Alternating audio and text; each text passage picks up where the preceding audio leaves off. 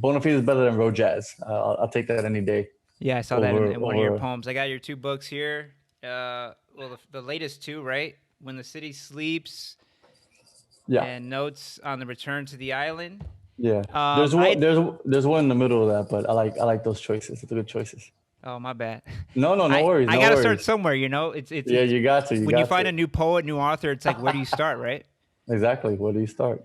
And I'd seen your name like on I guess our circles somewhat overlap like on social media because I'd seen your name as suggested, and yeah, I saw that you're a poet, Nuyorican poet, and I thought you were one of these people. I mean, I didn't know your name, so I thought you were one of these people who was pretending to be a poet. We know, you know what we're talking about, Oh right? yeah, I know. Yeah, I know.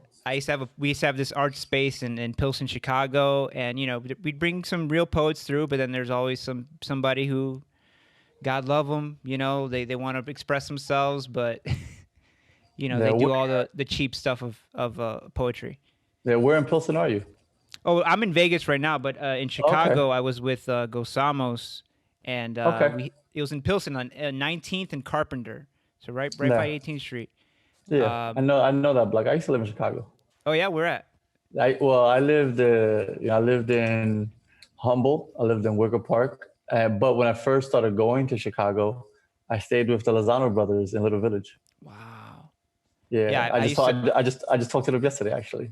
That's crazy. Because yesterday, 2 days ago was the anniversary of Rudy Lozano Senior's Yeah, death of his assassination. So yeah. I called the brothers. My school got renamed Rudy Lozano when I was there. Yeah, I was born in Humboldt Park, raised in Wicker Park, Bucktown, yeah, Logan Square. Then we moved out to the burbs, right. right? And I'm half Honduran. My mom's side is Hmm. Honduran. We'll talk about Okay, that. And, nice. I feel like reading your poetry. I feel like we might Yeah, have the same mom. I don't know. We might have the same dad too. But maybe that's a look, Puerto man. Rican thing. Yeah, we might have the same dad. Yeah. um, Yeah, it's the narratives aren't too far fetched, honestly. Like they're not, and that sucks because sometimes they're bad narratives, and you're like, you know, but the good narratives are good. I like and the I good mean, narratives. reading your poetry, I know you agree that those are by design, right? The broken families, Hmm. your dad, my dad. That's not a coincidence. That's by design. Yeah, Puerto Rican boys are supposed to have those dads, yeah, and our moms. I don't know, I'll speak for my own. Looking back now, I realized that she was just under tremendous pressure, and yeah. it just came out in frustration. She was young. Maybe she Hmm. had me too Hmm. young. Maybe Yeah, she had me with the wrong man. All this yeah, stuff, right? hmm, She's in a yeah. new country. She wasn't born here. Hmm. Um, and it just comes out in. I mean, it sounded like you have a hard mom, or had. Is she still with us? Yeah. No, she passed away a couple years ago, right You know, after the you. book came out. Yeah, yeah, you're right. My mom had two kids that she raised primarily on her own in the 80s, and then in the mid 90s, both her kids are like, already grown. But, my mom she was definitely a hard ass in the 80s when I was a kid, but she softened up a bit. And eventually I just found out it was just that she just didn't have the greatest way of expressing herself. Yeah, and then you Now, find out that your grandparents taught her some of that too, and their parents we taught them that, can. right? It goes back, Yeah, it does. I mean, my grandparents, man, my grandparents, they're like a whole different thing. right? My my mom's parents were alive when my mom passed away. My grandmother's still around. My grandfather passed away last year. He was 90. But he hasn't been around almost. He remarried, had more kids, and they moved out to Oklahoma. Like when I was like a young teenager. And my grandmother was, I tell people this, and I tell people this isn't a metaphor. I'm not being like sarcastic. She was a really vicious woman, right? She was a really vicious woman. And when myself and my mom got older, because of however training or education I had, like I just ended up being like my mom's therapist for a lot of times, where you just have to listen to her and like try to teach her things and go, hey ma, you should check out this book, or try reading this, just to like let things go a little easier. Yeah. But How old were you when you started doing that? what How old were you when you started being her being my therapist? mom. Teens? No, no, no, no. Like I was definitely like just out and about for a long time. But like when I got really settled in staying around, I'll say like really, really since like 2013 up to 2018. After my mom like had like really intense amputations and things like that, Yeah. where like I had to be her caretaker as much as anything else, but also be like her best friend and be able to like share things with her that she probably wouldn't be comfortable sharing with anybody else. Yeah, you have that Like, line. Man, it stopped me fucking dead in my tracks when I read it. You could be a good son and not love your mother, and yeah, vice versa. I was like, ooh, yeah, and I think I'm still. I feel like you are a decade ahead of me psychologically, right?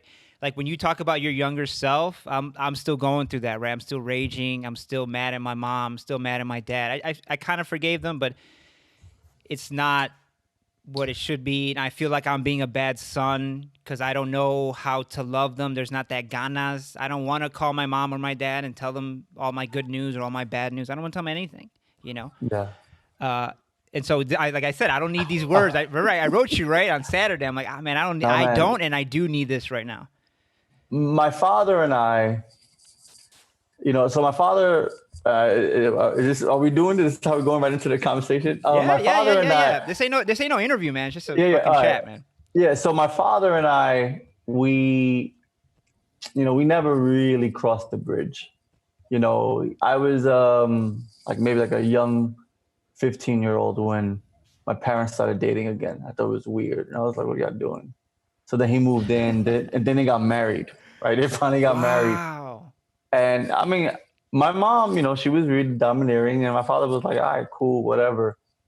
But then, like, almost like, I know it wasn't overnight, but for now in hindsight, it feels like it was overnight, where he was like, oh, go throw the trash out and like be like a father. And I like, fuck you talking about? Like, Right. I was, I and didn't like any older men telling me anything to do.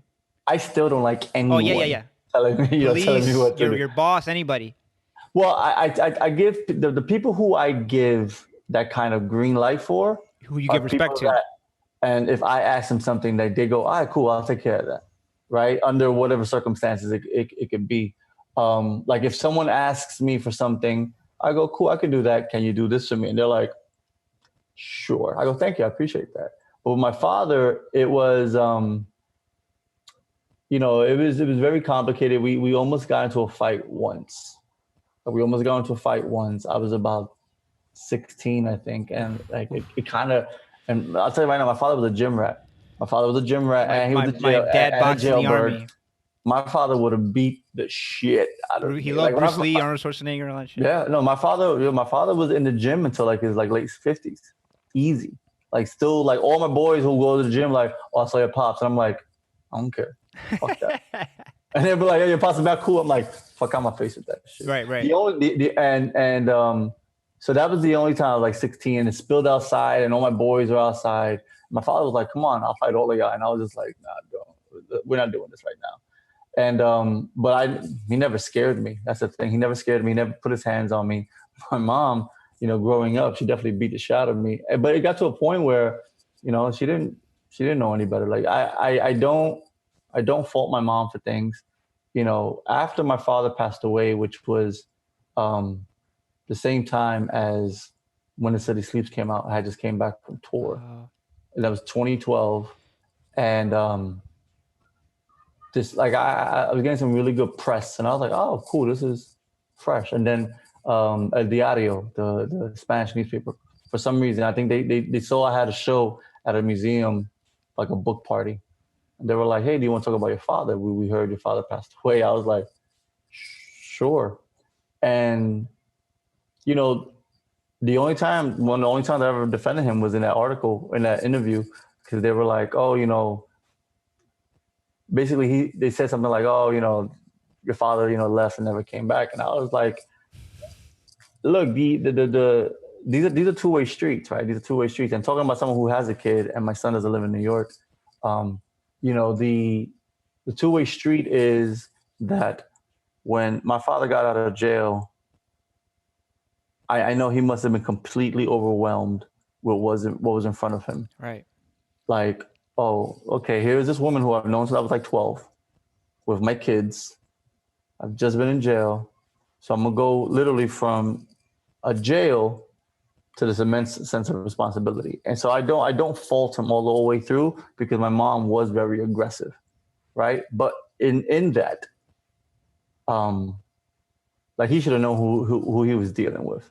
Like if my father would have had a little more insight in terms of like what he wanted to do, right? And if he had like one of the things that I talk to people now is about the concept of foresight, trying to see the possibility of what tomorrow is. And when I do my father and my mom, say 1980, there's so many variables of who do I turn out to be? Do we still stay in New York? Yeah. Right? Do we move back to Puerto Rico? I lived in Puerto Rico until I was like 6, right? Give or take. Yeah. So you were born in the Bronx, right? And then you were raised in Puerto Rico. And right before you started school, you came back to New York. Yeah. So my mom worked at the same, I think she's basically worked in some form of hospital fields for the last she maybe 40 something years. So when she came back to New York, she worked at this administrative thing for a union for 1199, which is a hospital union. And then she worked at the hospital where I was born at, which was 2 blocks from my house that we grew up at. So my mom's commute was this. That's crazy. And then my elementary school was right down the block. So it was this. So if anything ever happened, they just called. My mom would go on a lunch break and smack the shit out of me in front of the class and go back to work. But so when I think about the variables of my father moving in, right? What I tell people when we talk about the destruction of the family of color of its many forms, when there is one person household, there is more limitations on that money that can go anywhere. My mom told me once that she wanted to buy a house on the east side of the Bronx. So now the Bronx isn't really known for houses, but they have like these weird like suburban pockets where like they're really close to the water or they're really far from like say the South Bronx or Yankee Stadium, right?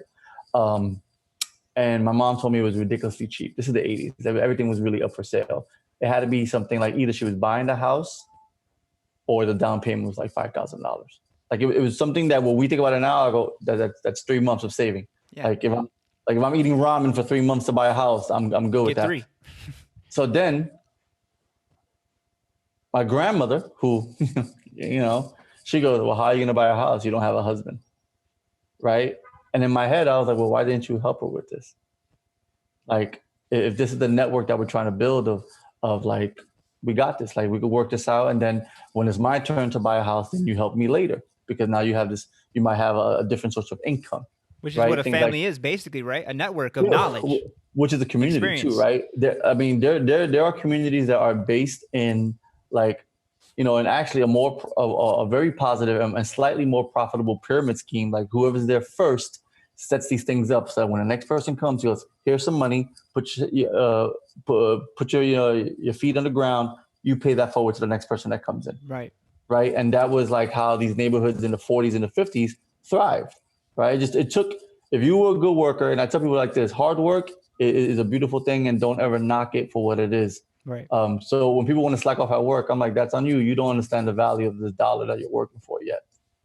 If I go out my way and tell my boss, who, in New York in the 50s or the 60s was probably, an old Italian dude, an old Irish dude, or an old Jewish dude who all immigrated there probably within the 50 years before that. Right. So the conversation is not different, especially if the Puerto Rican talking to them already knew English, right?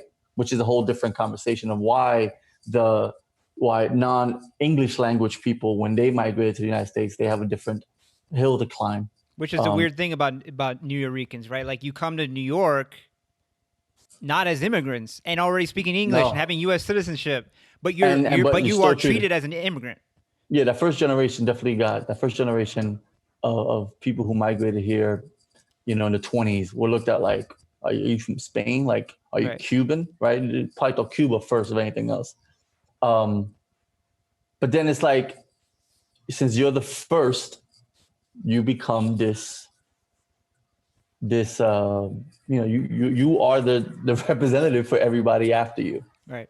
So if you mess up at a job or something happens on your watch, Like, yeah, that might not happen after that. But if you thrive, which people do, right? Oh, hey, I have this department, I want you to run it. And then they go, oh, can I hire people? Yeah, whoever you want, right? Same thing in my job. Like when the minute my job opens, I want to bring people in because I want my network to be in there so we could all win and we could all thrive.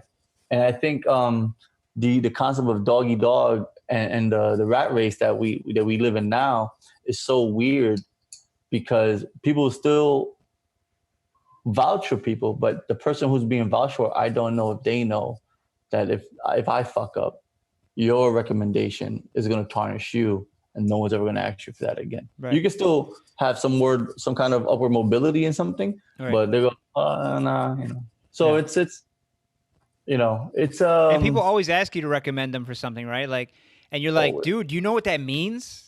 You know what that means? well, That's what I've built up until now. That my word. All you are is yeah. your word, man. So a friend of mine who I grew up with, who is one of my closest friends. Um, he approaches me and a couple of other of us. One is his cousin, one is my best friend, and we've all known each other since we were like 9. And he approaches us with a pyramid scheme, and we're like, no, we're not gonna do that. And I know for a fact, deep in his heart, he was really excited Oh because yeah, he yeah, yeah. knew that the three of us knew 3 different circles of people, right? 3 different kind of incomes, 3 class, whatever. So he was like, oh, yeah, we're gonna take off, and we're like, no. And I told him, oh, you can't take this personal. Like, you're asking me to like put my brand on the line for something that I know I don't believe in, Right. you know? And And people get all offended about that because they don't. because they're offended because their expectation has been shot, right? And their expectation of like, yo, I'm gonna do this. I was like, not on us, B. Good luck to you. Good luck to you. Right. I wish you the best. Make lots of money. Right? Uh, Prove Call me me when you wrong. do. Show me the receipts. Show me the receipts later. I'll buy you the first drink, not a problem. Right. And and those are things that I think for the things that I do and the things that artists do, we can't put our. It's like Ja Rule, right? Ja Rule and the Friar Festival. No one takes him serious anymore because Right. of that. Right. So whenever anyone said anything, we're all like, "Oh, this ain't gonna be Friar Festival His Part name 2. can't be on And you're any just like, billboard bro, forever. Because whatever his face is for on, for you're at not least, going to for use at least that. 5. Yeah, because it's like, oh, you have bad publicity. Like we might still listen to your music. Your music is something solid that I can take with me. But in terms of a business venture, no, not even close. So I mean, how do you become a poet? I mean, we're kind of holding on it, right? Do you think artists come from painful childhoods? um, I don't know. I think some do. I don't think all do. Um, I Doesn't don't it know. doesn't it kind of start with like, I'll kind of speak for myself. You kind of focus all your attention on something, on art, to not focus on the hurt. But then you focusing on the art, eventually you learn, oh, this is what's fucked up in my life. This is the pain that I feel, and then you start forgiving and shit like that. I think it depends on the art form. I think it depends on the art form. I mean, a lot of artists that I know, a lot of them are introverts, not because they had bad childhoods, just they didn't talk to anybody. Right. Right? A painter, the reason someone wants to be a painter is very different than why someone wants to be a dancer. That's true. Good Those are point. two different personalities, right? They might still be introverted when they get off stage, but I don't think a painter's introvertness ever gets turned off, Right. right? Um, a writer, a writer versus a musician, which Right. I would, since I'm theoretically both. Right. The difference between the two is that the writing was was something that was like something that I saw and influenced me. It wasn't that I wanted to be a writer. Like people go, "Oh, I've been writing poetry since I was 8." No, I hated reading from 13 to 17. Yeah, Like me once I too. got Me into high too. school, but before that, I read really. I had a good like high reading level. I really liked reading, and it developed my imagination in a very particular way, right? So it was a lot of Greek mythology, a lot of like C.S. Lewis, a lot of comic books. I read comic books really early on, and like you trying to tell me when you're reading the Trials of Hercules, that's a comic book. What are you talking about? That's a comic book. So I was really adamant about reading. But once my hormones kicked in, it was like, well, I'm gonna go outside, right? Because I wasn't an introvert, but I was more of a class clown. So the class clown always has a slightly more extroverted attitude, even though I could still be in the corner by myself for God knows how long, just playing with my toys and just being in that moment. You have introverts, you have extroverts, and then what do they call it? Extroverted introvert, right? Like yes, we make people in the laugh middle, because we're so nervous. yeah, you're in the middle, and it's like, hey, I have no clue what I'm talking about. We're gonna make this happen right here. So that's kind of what I was, and I grew up in a neighborhood that had a lot of older guys, so I was always okay to just like hang out with everybody and chill. When I started writing, a friend of mine who was younger wrote a poem, and me, him, and maybe like two other guys, we were like, I was 17 at the time. We were like, oh, we're cool kids, blah blah blah. And I was like, wow, this poem was cool. Girls liked it. I'm always honest about why I thought I wanted to write something. Right. And I wrote something, and I showed it to him, and I tell this story, and I always want people to kind of like pay that story forward, because when we think we have a hold on something that has helped us through things, when someone else comes in and does the same thing, sometimes people get defensive, right? If you've been skating, say 5 years, which is, for some people, you're already worlds apart, someone who started skating. Right. If I start doing it, right, because everyone's a poser at the beginning. Yeah. It depends how long it becomes part of your identity.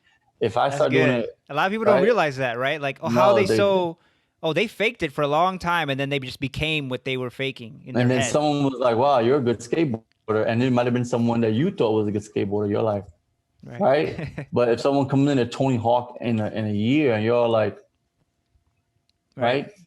So what ended up happening with the guy, the guy who wrote the poem, when I showed him, he was really supportive of me. And I tell people that's like a catalyst right there. Like that moment has 6 million like alternate universe threads coming out of it, because I could have, if he was like, oh, you're a biter, get out, you're trash, bro. Yeah. And it's like, no one wants to get called out. No one wants to get called out. No one wants to get called a biter. None of those things. But he was really supportive, and we were, he was like, I think I was already out of high school. He was about to be a senior. So that first year of me writing, like I read a bunch, and we hung out and we talked, and we did a lot of organizing for like our little sector of like young organizers, because the thing with organizing is that the youngest person in the room shouldn't be 35 years old.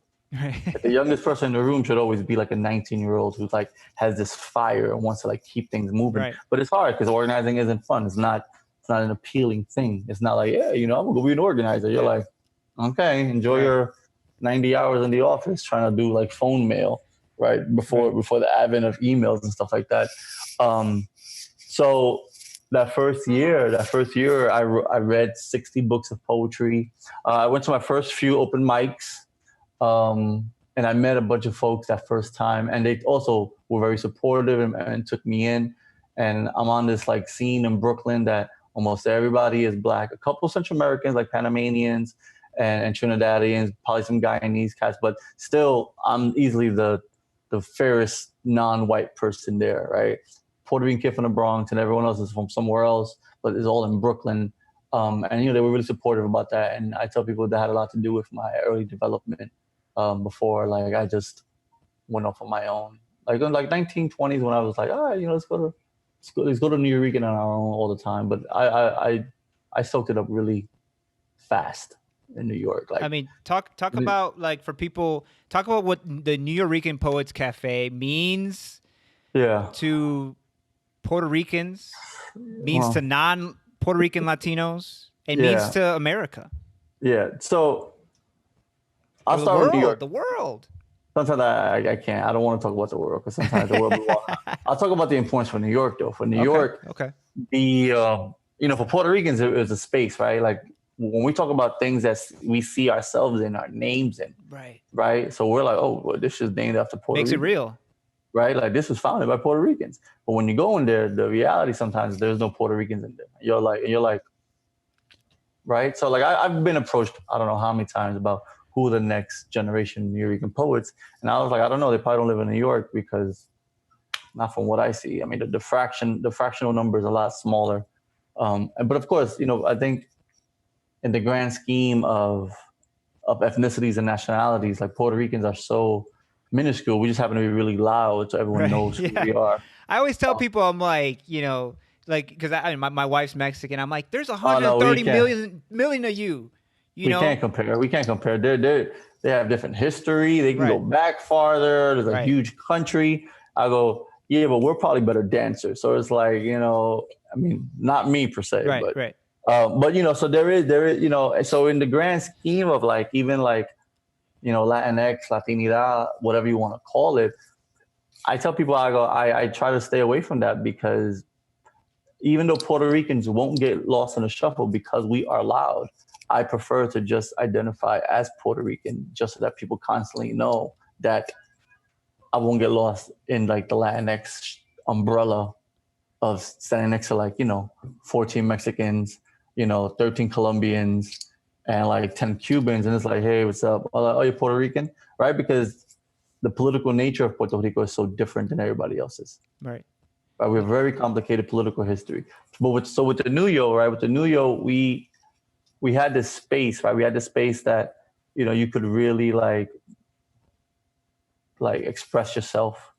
But what it meant for New York is that it was a hip hop spot.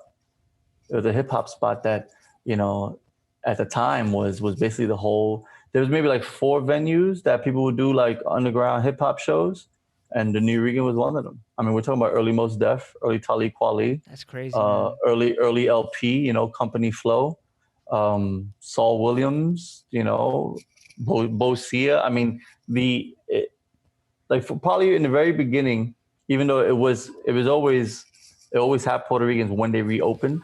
Willie Perdermo, Tony Right. Medina, Paul Beatty, like all these people came out of the scene, and I mean, that 10-year run. I tell people that 10-year run for in a hip hop sense. I think poetry was still really valid at the New York coming out, but it was definitely more of a slam scene. But I didn't get into slams. I moved out to Chicago. I didn't really do it in New York. I think That's I did it interesting. once. That's weird. Because they've been so known for slams out there. Yeah, but I did it once, right? Because competition is a thing. Like, you have to really enjoy competition, and I do. But I think the first time I slammed, my mentor asked me to come through. He was hosting it, and I just didn't get the grasp of it yet. So I did it, and I read this really long poem, and I got like the shittiest score, and I was like, well, I'm not gonna do this again. But when I went to Chicago, and then people sat me down, I was like, oh well, we want you to look at the slam and then test it out and see what it is. And yeah, then I got the hang of it. And then after the first year in Chicago, which was in 01, I went back to New York, and then I slammed that year. And then now, I slammed at a bunch of venues. And I never do well at the Nuyorican, which is always the funny part. The Puerto Rican always loses at the Nuyorican. It's like, all right, really? whatever. I don't even care. I mean, but they've had some Puerto Ricans who have won the whole thing, like in the last 10 years, like Mara del Valle, and I think Aja Monet and some other folks. But I think Aja is not Puerto Rican, but from New York. She's something else. But and but I know I see your guitar back there. Oh, my baby, yeah. Yeah, I wish I should mention that you're the singer-songwriter for the Mona Passage. Yeah. How would you describe it? I listened to, because I read your note in notes on the Return to the Island about Bad Brains, and so I was listening to him last night. I got skull fucked so hard, dude. I was like, I never knew. It just exploded my understanding of like the history of music. I didn't know that Black people were making that music at that time. It just rearranged everything I thought about the history of music. But you really have to understand that. I mean, there are obviously some problems with Bad Brains because of their association with homosexuality and how they're probably anti-gay. So I mean, there are those things that you have to. I just found them yesterday.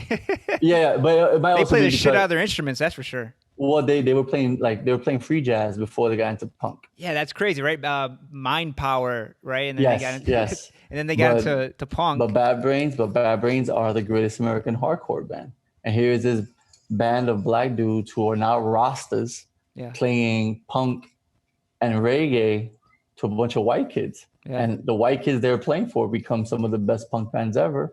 And when they talk to people, they go, "Oh yeah, Bad Brains," and they're like, "What?" They're like, "Oh, yeah, Bad Brains." Like it's like probably listening to. It's like listening to like Zeppelin or all these other cats, and they go, "Well, well, why are you playing?" They go, "Oh, Hendrix." Like Right.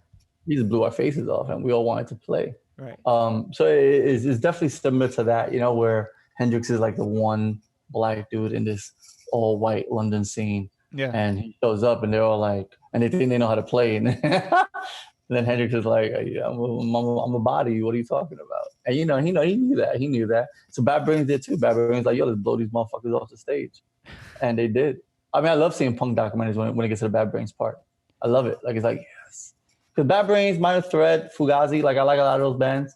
I don't know them. I mean, I just started listening to, I started listening to the Sex Pistols. Pistols are cool. Ramones are cool. I grew up with hip hop. I grew up with hip hop and R&B, and I kind of came to other things later.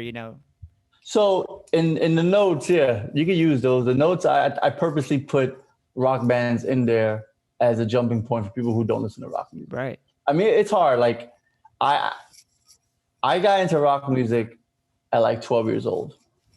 And mind you, I'm still living in the Bronx. Right. So like my favorite group at the point. How does that happen? 12, what my favorite group was for a minute was Public Enemy when I was a kid, because of like the frantic nature of PE. And I know we went on vacation one year. We were probably in Florida, and some white kids were playing a record, and they're like, "Oh, what are you playing?" They're like, "Oh, we're playing the Chili Peppers," and I was like, "Oh," and they played Under the Bridge, and I was like, oh, "Okay, this is good." Right. Good, right? But I already was listening to new wave because the older guys in my neighborhood were already playing that. So like I was already listening to U2, Depeche Mode. My sister listened to some of it, but she was more of a house head, which also affected the fact that I listened to house for a really long time. I was from Chicago. I grew up in the '90s in Chicago. I was into house. I mean, yeah, I mean that's like I've been to a few house clubs in Chicago, but so I grew up like really like in this like same parallel of listening to hip hop and listening to rock music.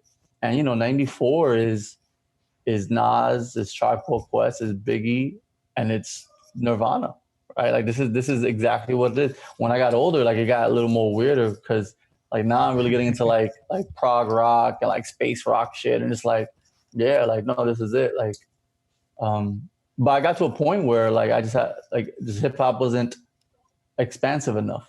Yeah, when would you say that year happened? I mean, I'm the same way, man. I'm 2000. 2000? 2000. Yeah. Because that was post, Jiggy period in New York. Everything was all glittery. And my two biggest critique of hip hop is, and this definitely got different when I started playing music, was the fact that everything runs in a 4/4 pattern.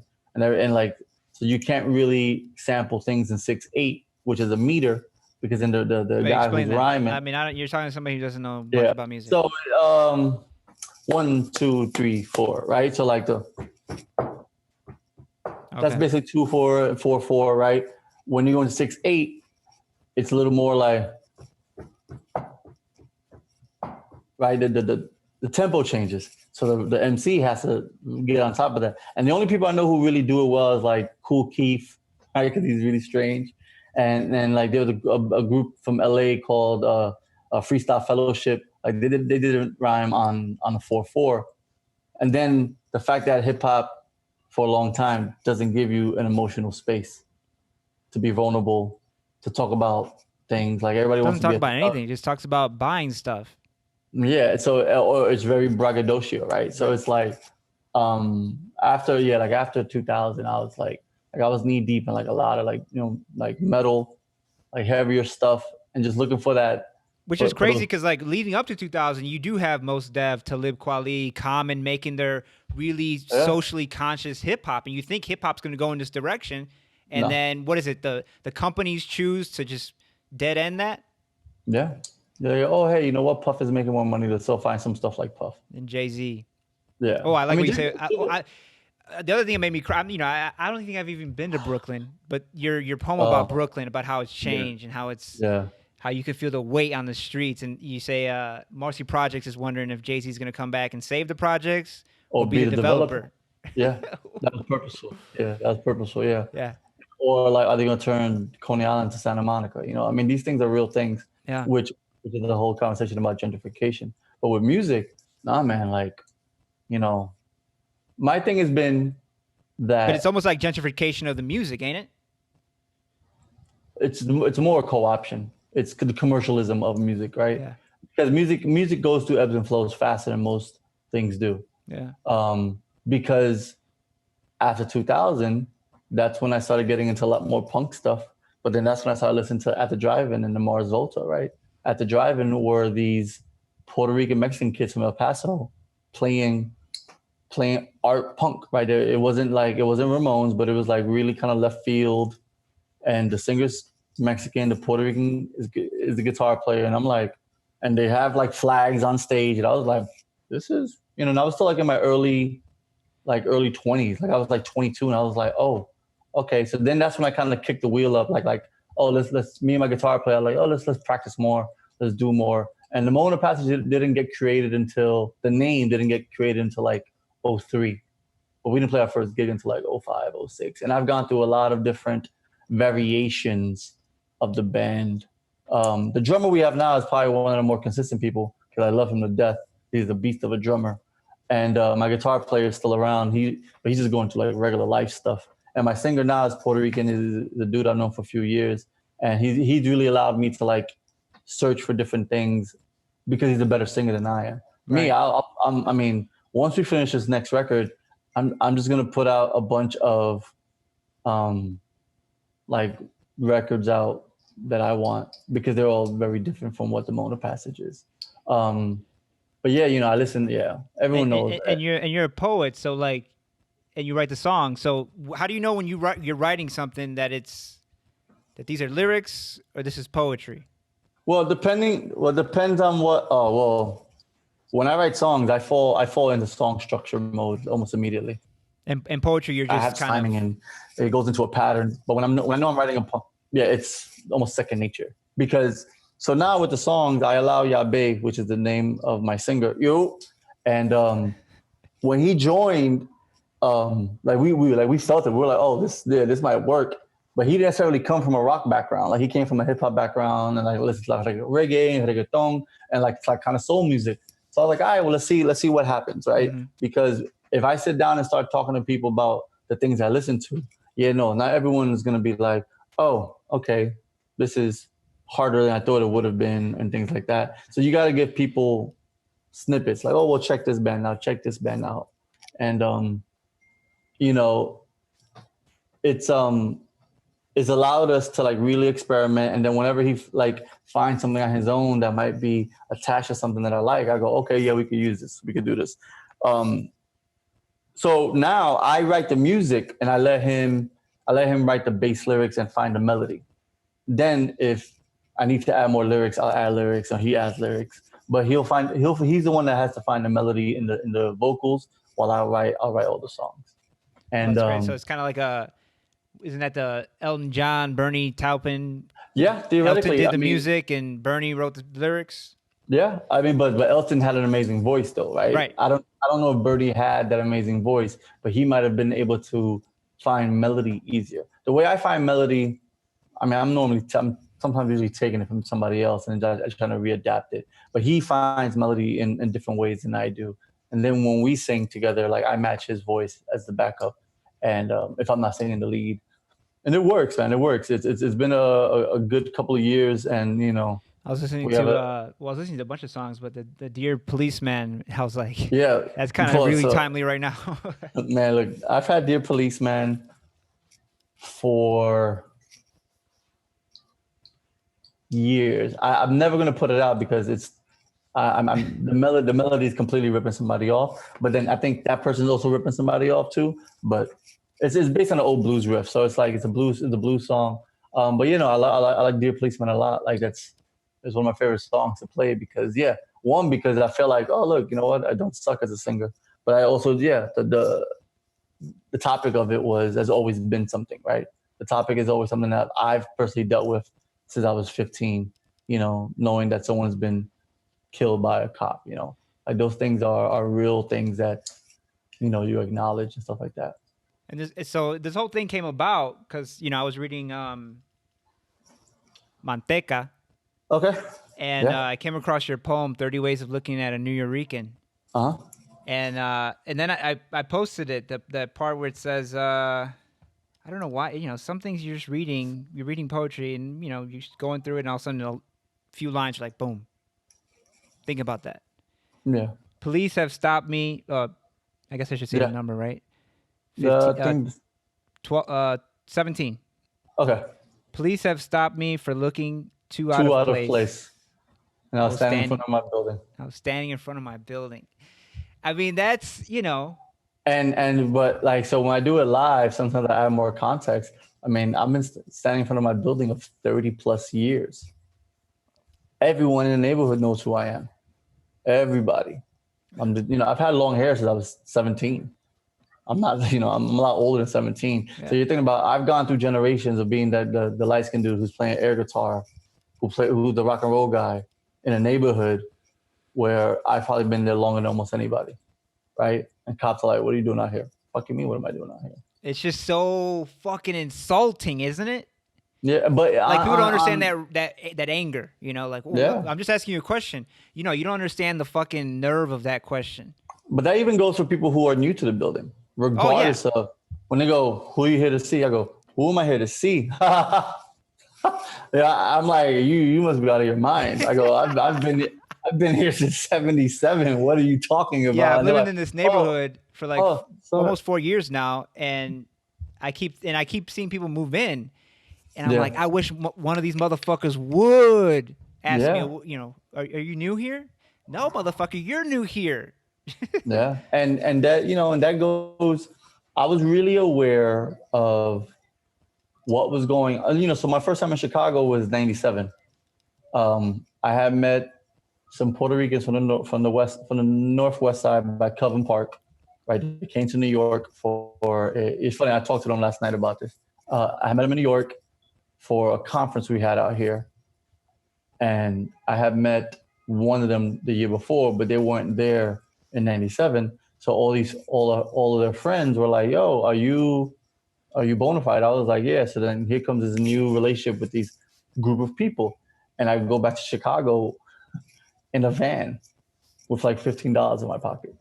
I was like, I ain't got shit to do. I ain't got no damn job. I'm out of here. But because of me going so early, like I already saw old Wicker Park before gentrification. Yeah, I was living there. I was living on I was living right by Milwaukee and North in the early '90s, man. You couldn't go out at night. There was no bars. Right? There's no scene. Because there were people there who might be considered vagrants. I don't like to assume because there's a very real reasons why people are where they are. There wasn't outdoor ATMs in that neighborhood until about 2000. And so there was a poetry spot underneath Flash Taco, where Flash Taco is. There was a poetry spot, and that was, I mean, that's I think the foundation of like because the South Side has a different one, but the non-Green Mill poetry scene started in Wicker Park underneath Flash Taco, and I met a bunch of folks that I'm still friends with now. So like I was really aware about that when I went back in '98 when my boy got married. Same thing, right? I go to these poetry spots, and there was one at Mad Bar that used to be on North Avenue. It was run by a guy named Unicron, right? Anacron. He was an MC. So because I had went in '97 and '98, when I went back in 2001, it was like, oh, yeah, I'll put you on right now. How's everything going? Oh, it's cool. So he had someone that was attached to the slam scene named Crystal, and they had a really good balance of like approaching these things in that way. But when I was there in '01, I lived on Humboldt with a friend of mine, right on Humboldt Boulevard, right after the aqueduct. Okay. When I moved there, when I moved to Chicago, I lived which aqueduct? The Bloomingdale one or the other one? The first one that's before Armitage. Yeah, the Bloomingdale one. Yeah. I forgot those names. You're asking too much. Yeah. No, there's a really beautiful mural there now, and that whole bridge. They just did it a couple years ago. I always go and check for the houses I used to live in. I go, it's still there. Me too. It's weird. It is, because Humboldt Park did change really, really fast. Yeah, So when I got, my grandma still lives there, and they're sending her, hey, we'll pay for your moving costs, we'll pay for your everything, and I'm like, she's like, no, I'm not moving. I bought this house in '81 for yep, $26,000 when nobody wanted to live here. yep, I own it. I'm not going. I'll die here. yeah, and it's like, and just make sure, like in her will, like if y'all Oh yeah, gonna yeah, sleep, yeah. y'all gonna sell really high, because I mean that's a really different conversation about how gentrification and death, right? Generational death changes the attachment that the third generation might have to the first generation on the space that we're talking about. That's like a whole The different house I'm talking about right conversation. now that's the house that was the Everybody, rock of our family in Chicago. In the new yeah, yeah, world. yeah, exactly, right. So I was really aware of like that I'm not from out here. Um, I never walked around thinking, oh, I'm paying this amount of money for this apartment. No, I lived on Milwaukee and Evergreen, right above Hollywood Cleaners, which is Hollywood Cleaners is right on the corner, on like up the block from Burger King. Okay. And my landlord was an old Italian dude who was really, really good people's. I gave him Okay. a shot every time I came. He was great. Like he was. I It can mean, go either way with old Italian dudes. yeah, but I was just like, yo, but like he was easy. Like I haven't had many landlords because I still live in the same spot. But he was like, you know, so even a couple times when I moved away, whenever I would go back there, I would always go check him, and he'd be all excited and shit. And but he was, he was great. So here I'm living here on Milwaukee and Evergreen with my son's mom, and that's its own complicated situation. But I just made sure that I never walked around Wicker Park thinking that I ran shit or that I was owed anything. Never. I was really polite with everybody, and I think that's what happens to people when they go into neighborhoods. They get this sense of entitlement. And I didn't have no fucking entitlement. Wicker Park, please. Like I was already there. Like I knew the situation. I knew, like when I lived in Wicker Park, that was real world Chicago. I would see them in the street all the time, Yeah. and I'm like, come on, I don't want to be on the real world. Like, come on. And like after my son was born, then I was like, I want to move back to New York. The weather in Chicago is a big factor with these things Yeah. too. Like the weather That's was why I'm weather. in Vegas. I live in Vegas now. Yeah, yeah, yeah. Yeah. Good luck with your football team. Good luck with our everything, man. I mean, this fucking Well, pandemic ruined the yeah, casino industry. yeah. Don't worry, it'll come back. Casinos will be the first thing that comes back. Casinos are like it's like the porn industry. Like Right. it'll survive. It just like, Gambling and prostitution, oldest things in the book, man. give them But these 2 pool parties, weeks. man, are packed. These pool parties are already packed, man. Yeah, like I mean, the same thing I hear is like marches, right? Like I'm Oh like, yeah, yo, right. put your masks on. Like, what are y'all doing? They're And expecting a it's like peak now too, like in a month when all yeah, these we'll people get see. sick. We'll see. Yeah, we'll see. Hopefully, but hopefully we have a cure by then. And but yeah, so Chicago had a lot to do with like my musical development, because I had so much time when we were pregnant. Like I just stayed in the room a lot and just played the guitar and like really focused a lot on that. Um, and I thought when I got back to New York in '04, I wanted a break. Like I slammed that year, but I wasn't focused the way you need to be focused. You need to be focused for these things. And now I was like, I'm gonna take a little break, and that's when I started developing the band. And like '06, '07 is when we started gigging a lot, and a lot after. I mean, again, ebbs and flows. But this has probably been the more constant I've been in the last few years. Like, cause even when we, sorry, I can't Yeah, control the yeah. neighborhood. I can't control it. I have no clue what's Nobody going on. can control the neighborhood. That's the whole point. Like, I won't look out the window and go, what are you doing? Because this isn't a big street. This is like a side street. The big street is over there. And I'm like, oh. I mean, what I got to ask you, what's your take on that? We haven't, this is probably the first time, and I've been talking to somebody for 53 minutes, and this hasn't come up. I mean, what do you think about what's going on, man? It's a lot. Like the words that tell people is it's overwhelming. It's overwhelming, and there is so much information to like digest. But Every for me, second, every minute. yeah, but this isn't like the first merry-go-round for me in terms of this. Like I've been active for a really long time. I think I've probably been least active because um, like uh, there has to be a celebration for somebody. Yeah. Who knows? Um, but I've been active in like for a lot of behind the scenes stuff and like just talking people through who maybe haven't done this before. Right? This is for a lot of people the very first time jumping in waist deep for organizing and for protesting. Yeah, it's a lot of people in their teens and early 20s, man, out in the street. Right? And the thing is that you have to know how to digest all that and sometimes even like be able to go home and even though it's hard to do, like just like really let it go so you can redistribute all that energy to like because it can consume you. And it burns you out. Yeah. Like it burned me out. Like I think I was active for about 5 or 6 years. I was like 17 to like 22. I mean, we were talking about I would hop the train to go to a protest. And I think eventually what ended up happening was killing me right now. This is like the quiet time of the day. That's crazy. But I think maybe someone graduated or something. That's usually what sounds like. Like they did that for my nephew. Those caravans, right? They drive by. Yeah, and they come through, and I'm just like, you lucky the eggs are expensive because I would, But then you see someone with balloons, you're like, I won't. But because I live in the complex here is really really big. I remember one time I hopped a train to go to a protest because when I was a teenager, the big thing was freeing Mumia Abu Jamal. Like that, and that's still a thing. That's right? still a big thing. I was gonna say it's still a big thing. Like it's still one of those things. You'll see one of those signs at every protest. Because like what we know that Mumia represents a very big win if it happens of him not dying on death row, right? Then explain the whole story in a nutshell. So he was a Black Panther and he was really associated with like Black radical politics in Philadelphia and he was a journalist. So Mumia, is beyond well read and very well spoken. Had a radio show. He got pulled over, and when there was a fight, and when they woke up, the cop was dead, and Mumia was on the floor, bloody.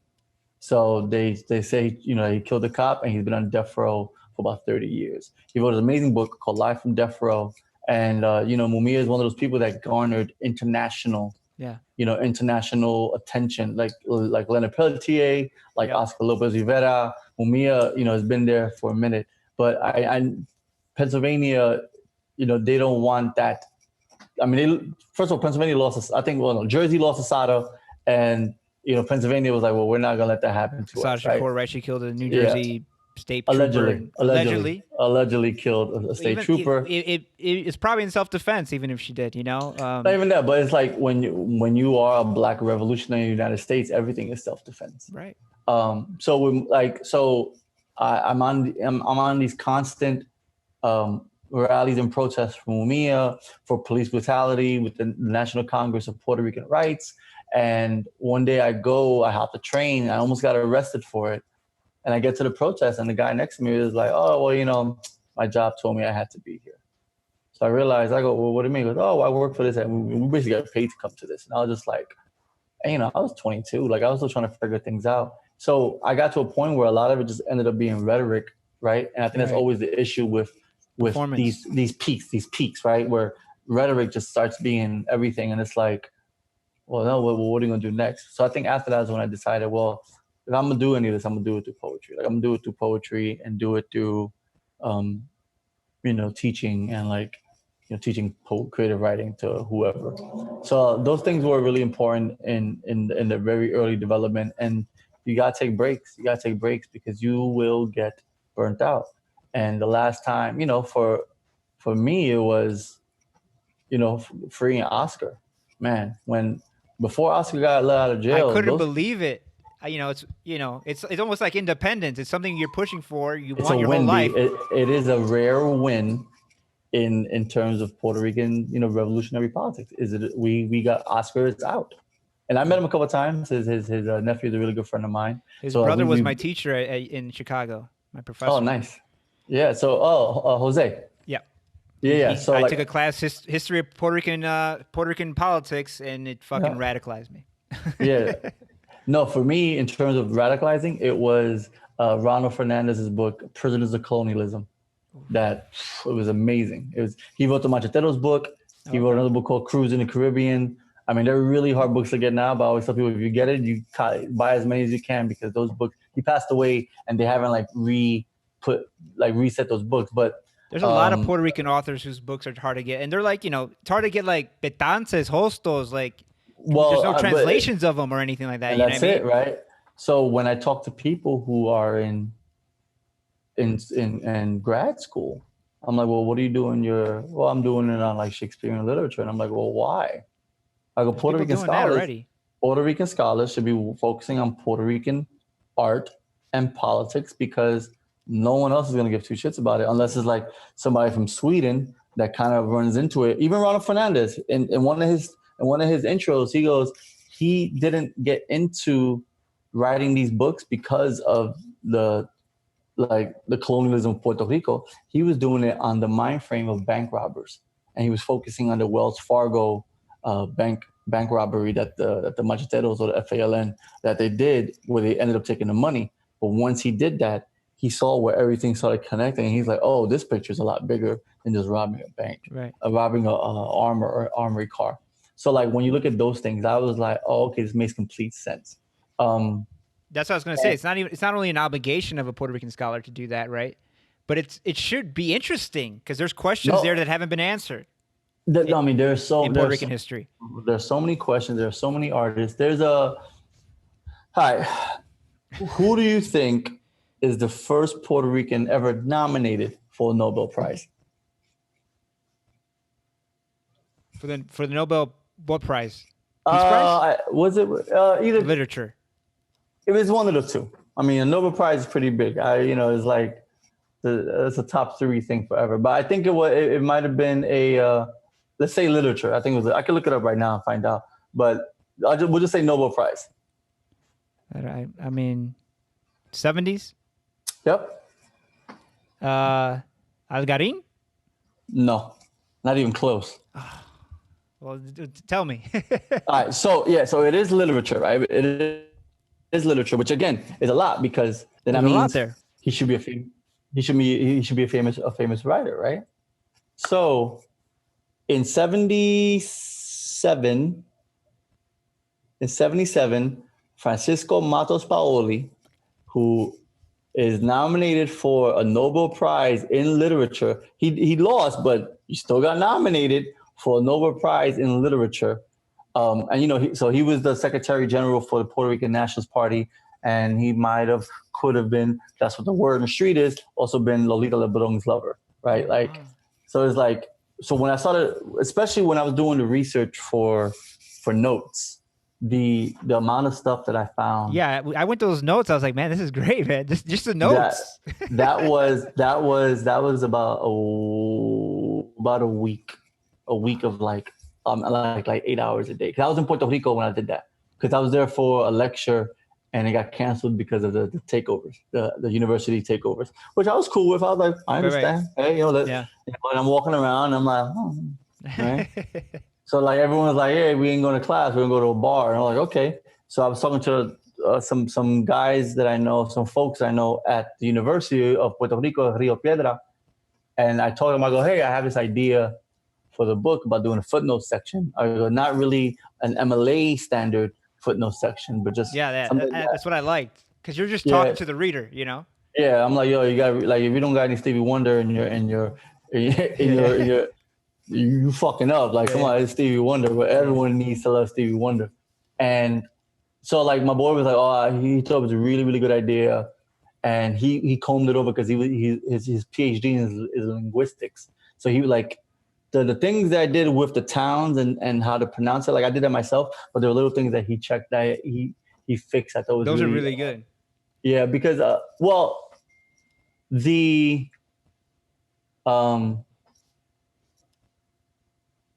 of the things that I was particular about is this with the notes. So I was having a conversation with a friend of mine who is this brilliant Afrofuturist, right? And I have conversations with people. What's that mean? Afrofuturism is this genre of writing where the writer is pushing Black characters as the main protagonist in their story, but making it like, oh, we're in the future. There's going to be a lot of black people in the future, right? Because whenever you see any kind of dystopian stories, It's there all white never people. is. Yeah, yeah. Yeah, please, they don't know how to survive. Fuck out of here. So I'm talking to this person about it, and I'm talking to a bunch of people, right? Like just like people who I know, Right. and I purposely ask them things about. Well, I'll say certain things about Puerto Ricans and Puerto Rico, and they think Puerto Ricans arrived here in 1970 something, and I was like, what? I was like, I go, my mom alone got here in 50. What are you talking about? Like she Right. got to New York and she was born in 50, and she probably got here in 52. I think my mother and my older uncle were born in PR, and my other two their siblings were born in New York. Um, And your family's from the Wanica area? I was yeah, just yeah. there My like grand. in 2017 after the hurricane. Oh yeah, yeah. No, no. I still have family there. Actually, my closest beloved relatives are still in Wanica. It's A beautiful lot of my down there. a lot of my family has passed away in the last 8 years. Like a lot. Like whole sections of like my father's family are gone, and so here are these people who are brilliant historians and think Puerto Ricans got here and know nothing of the Jones Act, don't know that if someone was born in Puerto Rico in 1900, they probably fought in World War II in 1918. And it's like, and that's also another thing that I talk to people is like, here's this country who invaded Puerto Rico, colonized Puerto Rico, and within 20 years had them fighting for them. Yeah. I tell people that's a deep psychological like programming that I don't think we've ever really like gotten out of. Right. Like that a lot of people haven't gotten out of. And so, when you tell someone, I was like, no, there were Puerto Ricans here in 1925. I mean, some made it, some, again, now being in the military also allows you to move, right? Right. Allows you to move, allows you to have. So I understand when people have family in the military, like I did. My uncle was in Desert Storm, like My dad how was that, an army. My mom's Navy. My brother's Marines. I went to right? college. And it shapes your perspective because it has done something personally for your family. I seen them change it, and I seen how being in a military family kind of changes how I view the government, America, coming Well, here, being well, here. also, but I also tell people that people who have military families should also be the ones that are most critical, and Yeah. also most critical about the way cops really think that they're in the military when they are not. My dad was also Chicago Police Department. Oh, CPD. Yeah, crooked as hell. That's all I'll say. I've Yeah. written about it, but crooked as hell. Yeah. Well, where? Yeah, Area 5, which was in by the Brickyard, which is where a lot of Puerto Okay. Ricans live now. I know where Brickyard is. That's Yeah. right next to Kelvin Park. I went to the Brickyard when it was still open. I I actually used, went. I used to live there with him and My my boy worked there. stepmom. Yeah, my boy worked there. My boy is from. They're from like that Costner and like K-Town. the northern K Town, not the southern K Town by Fullerton, and like they all went to Covent Park High School or Lane Tech, and it's like that whole side of Chicago, it is very Puerto Rican, All the Puerto Ricans are getting pushed west. That's why. and it's like I don't know, further west than that is way too much. We for me, started man. in Lincoln Park, Now, Bro, every time they in want our Lincoln. space, we got to move west. For real. And and that but what I give credit for Chicago is I know them being a residential and a very home kind of city, it is harder to do that. Here in New York, nah, it's just ridiculous. The things you say about New York in your latest book, basically everything's turning into Disneyland. Brooklyn's losing its soul for basketball. It's crazy. The one poem that you said though, when you're wandering, I think you're wandering San Juan at night, and you see the ghost of your father, and you want to warn him. Oh, you say, "Papi, just stay in. Don't go out with your friends." Yeah, that's Last night in Santos is no joke. It's I mean, because a lot of these things is therapy, right? It's therapeutic, and a lot of my boys who I grew up with, if they're Puerto Rican, like a lot of us didn't have our fathers. Yeah. My father was a good dude. Like he was a good dude. To me, he was a shitty father, but for the two kids he had after me and my sister, my younger brother, he was probably the only one that he actually raised well, and they maintained like a really like shining, friend, relationship for me to be annoyed at half the time. And but he was a good dude. Like we loved baseball. Like we loved baseball. And that's You talk the only about thing. one of your only pleasant memories That's as it. being with him at Yankee Stadium, Yeah, and no, me being with my dad at Wrigley Field is one of my own rare yeah. pleasant memories with my dad. Yeah, baseball is that thing. Baseball is that thing that is a great unifier, right? Yeah, And then some families, other families, it might be music. football or soccer or whatever. I watch all that shit. But my son lives in Michigan, and he moved to Michigan when he was about like 6. Like his mom moved back to Michigan, um, and I've taken my son to a bunch of Yankee games. And then one day he was like, "Oh, well, I'm a Tigers fan." I looked at him like this. I Yeah, I failed mean, him. I hate the Yankees. I'm a Cubs fan, so I hate the Yankees. Why? It's not even the same division. I hate the Mets. Fuck out of I here. no, I mean, I like the Mets. Man, go hit I like the Warrior. Red Oh, Sox. my God. Like Well, you're for a saying all while, the the Cubs and the Red Sox were in the same boat. That's why. You know what I mean? No, they were not, man. Please, the Red Sox became the Yankees. What are you talking Oh about? yeah, now, yeah, now. Yeah. Man, just worry about the White Sox. No, I Worry about hate the hating the White Sox. I Sox. hate the White Sox. That's all you got to worry about. Don't worry Okay, about no okay. other team outside of your state. 'Cause Well, I I'm don't saying like the the White Mets. Sox. That White Sox uniform looks a lot like a Yankee uniform. You know? Well, that's because I mean those teams are old, man. Those Yeah. teams are old. So is the Cubbies. The Cubbies are So the old. Cubs are old. Yeah. Please, See, I look how we one of about to my get in a fight at the end of the conversation over baseball. well, one Talk of my about politics. We talked about poetry. We talked I about guess everything. Our the Cubs. past. You know what? You're welcome for Aroldis Chapman. That's what I got to say. Enjoy the Cuban Missile, Yeah. and thank you for Gleyber Torres. I love Gleyber Torres. And I actually went to one of the only time I ever went to Wrigley was for Mark Pryor's second start. Wow. His rookie year, and he struck out like 16. I was like, oh, that's amazing. He's gonna be great. And yeah, then he had shoulder issues, and it was all over after that. And but yeah, so with that particular poem, yeah, it's this concept of like my boy called it like it was like Back to the Future. Like you want to change your future because yeah, of course I would have wanted my father to have a better life. And he had a shitty life. He was in jail, what, 2 times, I think? He was in jail 2 times. I remember taking the buses upstate to go see him with my grandmother. His mom was even worse than my mom's mom. Like she was racist. And it was like sometimes when I talk to her, I was like, I can't come here no more about like this. Like my cousins who lived with my grandmother, like they were black and Puerto Rican, and I would just go and see them, hang out with them. But my grandmother was like, and since I was little, I'm very white passing. She'll do things for me, and I'm like, not get on my face, be like, I look just like my father, so I can understand why she was like that. But I was still always hesitant about going to see her because she was a racist. Yeah, I've heard stories from my dad's mom about my dad's mom. She looked like Lucille Ball, so with the red hair and everything and the white Yeah, skin.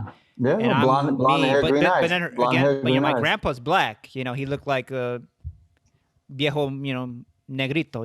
Yeah, that was my great grandfather. My great grandfather was 6'5", a black, like dark black Puerto Rican from the southwest side, who, yeah, his parents or his grandparents are definitely they have to be from some other country besides Puerto Rico. Yeah. And I tell people, I go, just be careful with how far back you want to go in lineage, because you may not like what you find. And I tell people, I love my great grandparents. Like you have to love your lineage because it got you where you are. Yeah. But my immediate love is only stemming to my grandparents, because it's like, I don't know those people. Like my mom and papa, they passed away before I was born, so I never got to meet them. And my mom talked about them glowingly, which I appreciate, right? And they had classic old school names like Montserrat and shit like that. It's like, but I have no real attachment to them. So I mean, there's when I see people like talk about knowing their ancestors, I was like, yo, just be careful, bro, because we have no clue unless we have like physical proof, because I know for a fact, like 6 generations ago, like my family are a bunch of Sephardic Jews from like Morocco. Like people are like, oh, well, we're this. I go, we're assuming who they are. My mom's dad was supposedly from Croatia. So and then my grandma's grandfather was from England, Brooks. So, Yeah. I had that. Somebody gave me that 23andMe thing, and I just let it sit there for like a year, and then I ended up giving it to somebody. Like, hey, I gave it to my stepdaughter. Here, you do it. Not that I wasn't curious, but I wasn't rushing to it. We look. People in the Caribbean know we have some of the most complicated Like my son did it. My son did it with his mom. So I was like, oh, let me see it. So they showed it to me, and my son's mom is they're pretty much like Scottish and probably like Scotch and Irish, right? Like they're like they're from Michigan. So when I looked at it, there was a huge portion for Great Britain, of course, Right. but then everything else is exactly what I thought it was: Iberian Peninsula, like Ivory Coast of Africa, and it's like, oh, okay, Yeah. okay, cool. I still look like this, like Right. It's and really for people who think that they're pure Mexican or whatever that is, or man, and then they pure get whatever. And if you're then Caribbean, you're not pure nothing. no, there is no such thing. First of all, there were no Puerto Ricans before 1898. What are you talking about? Right. There's a whole like 100 years from now, there might not be Puerto Ricans because it might just be something else, right? And then you bring a Croatia, right? Croatia, Yugoslavia, some of those countries in the Eastern Bloc were not there 20 years ago. Right. So nationality is a whole different conversation. We're talking about ethnicity and race. That's why I don't necessarily like some of those things, because they'll say something like, oh, 20% is France. I was like, dude, Spain ran half that continent for like Yeah. 100 years. Like, what are you talking about? And there was a motion graph once that showed you how big Spain was. And I was like, oh wow, they're going all over the place. Then they went to the space they were, and it's like, you don't know what you're talking about. And then when you think about how close Spain is to northern Africa, and it's like, Right. come on, bro. And let's not get into the Moors and everybody else, because like it just gets really complicated. And it's like, We come from mixtures, man. We come from a that's history, a what it long is. line of mixtures. Yeah. So it's like when people get into that, I go, but I do still call her my racist grandmother because she was the worst. But yeah, my pops, but both my parents, I would have liked my mom. I do think my mom lived a cool life. I just think the last few years of her life were really hard on her and her physical health. She had Um, diabetes, right? yeah, she had diabetes, You and afraid of getting diabetes? I am, man, because as Puerto Ricans, I used to eat a lot of sugary stuff, and I still fight it now. well, I still fight it now, and I definitely don't always win, but I Yeah. do know that um, I'm better at going cold turkey than my mom was.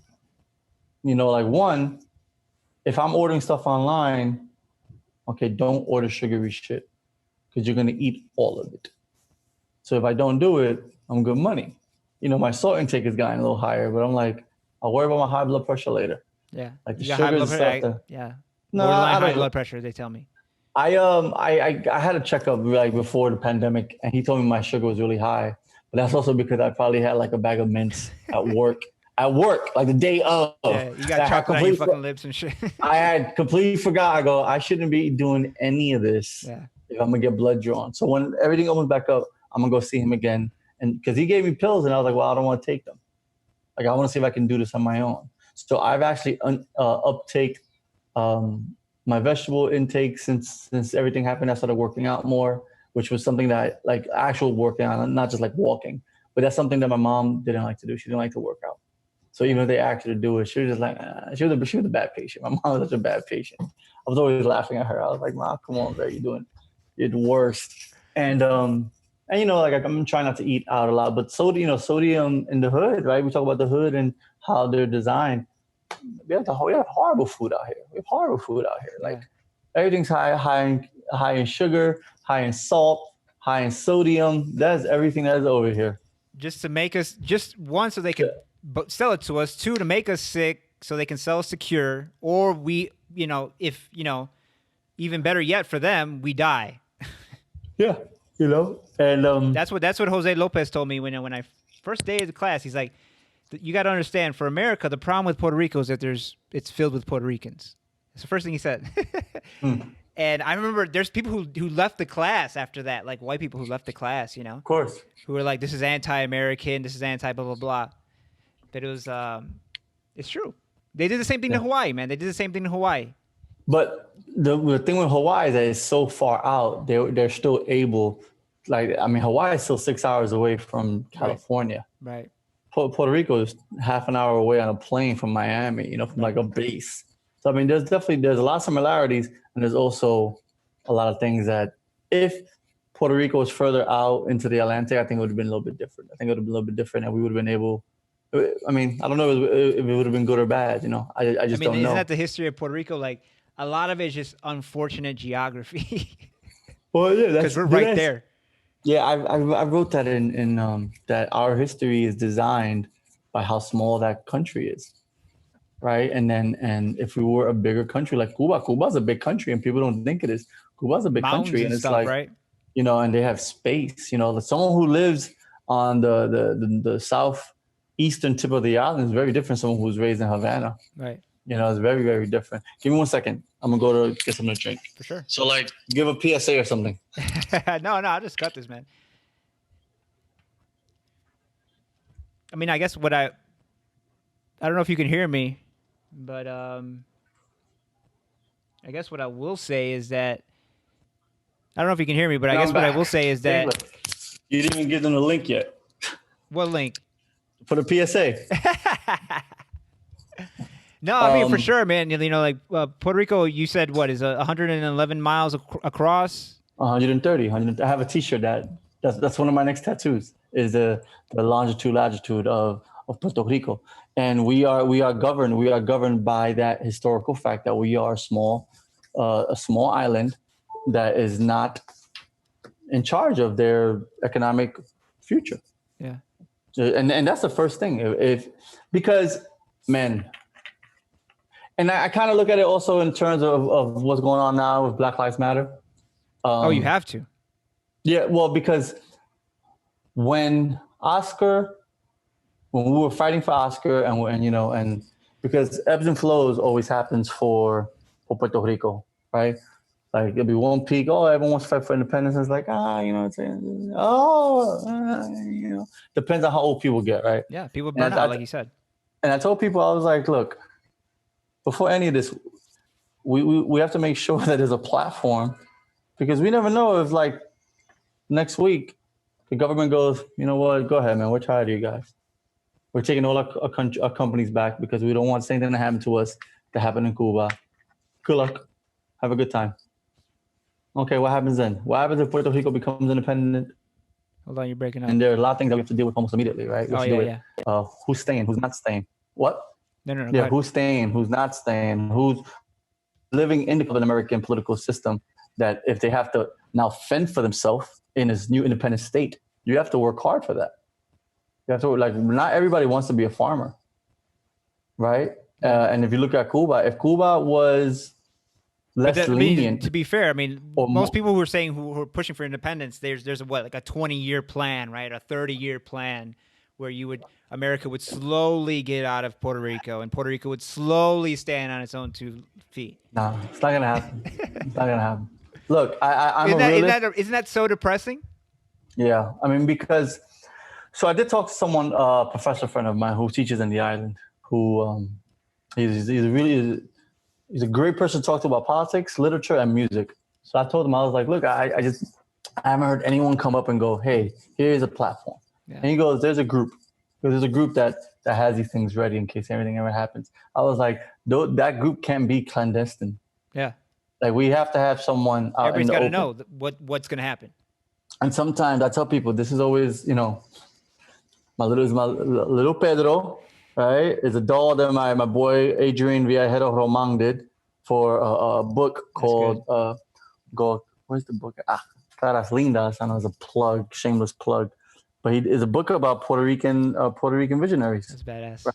So he made the thing, and I had to get it. I had to. I was like, I show it off with my baby Yoda. It's like, oh, he's crazy. So the thing with Pedro that people forget is that Pedro could talk to anybody. Pedro could talk to a congressman, and Pedro could talk to a campesino, and still talk to them in relatable terms. Right. And the reason why we are in certain situations is because we haven't had anyone like that in a very long time. And that's why Fidel could talk to anybody, but he didn't talk to campesinos. That was Camilo Cienfuegos' job. I was just gonna say, like, because Fidel was middle class, right? He came from a middle class family. lawyer. But Pedro he came from a poor family, right? His mom died young when he was young, and then he goes to Harvard, so he's in these different worlds, formed by these different worlds. Well, when you look at the three major patriarchs of Puerto Rico, they all had Freemason scholarships to get that kind of education. And like Betances and Ostos, like they all had like, these paths that were probably charted for them from day one. It's like, oh, you're on this scholarship. This is what you're gonna do. And But Dantes went to yeah, France or something, right, to study. yeah, he died in France actually. Died in Oh, France too, because and I say this in one of those poems that their vision was so big for an island so small, yeah.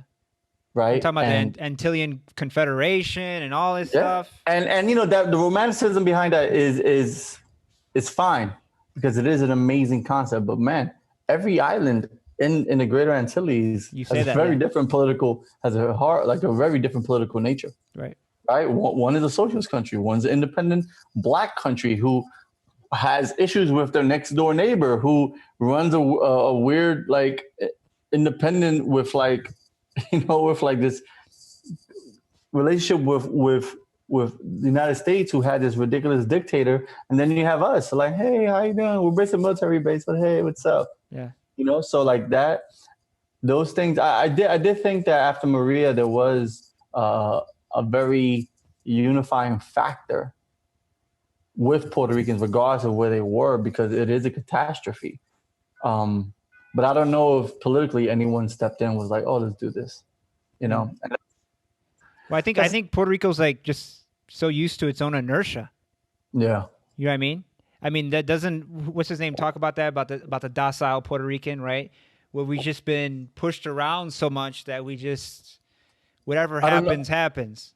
See, I don't, but I think I said that once. I think I used the word lazy, and the person I was talking to was like, I don't agree with that. And I like when people come Right. at me with these things. Right. He was like, it's systematic apathy.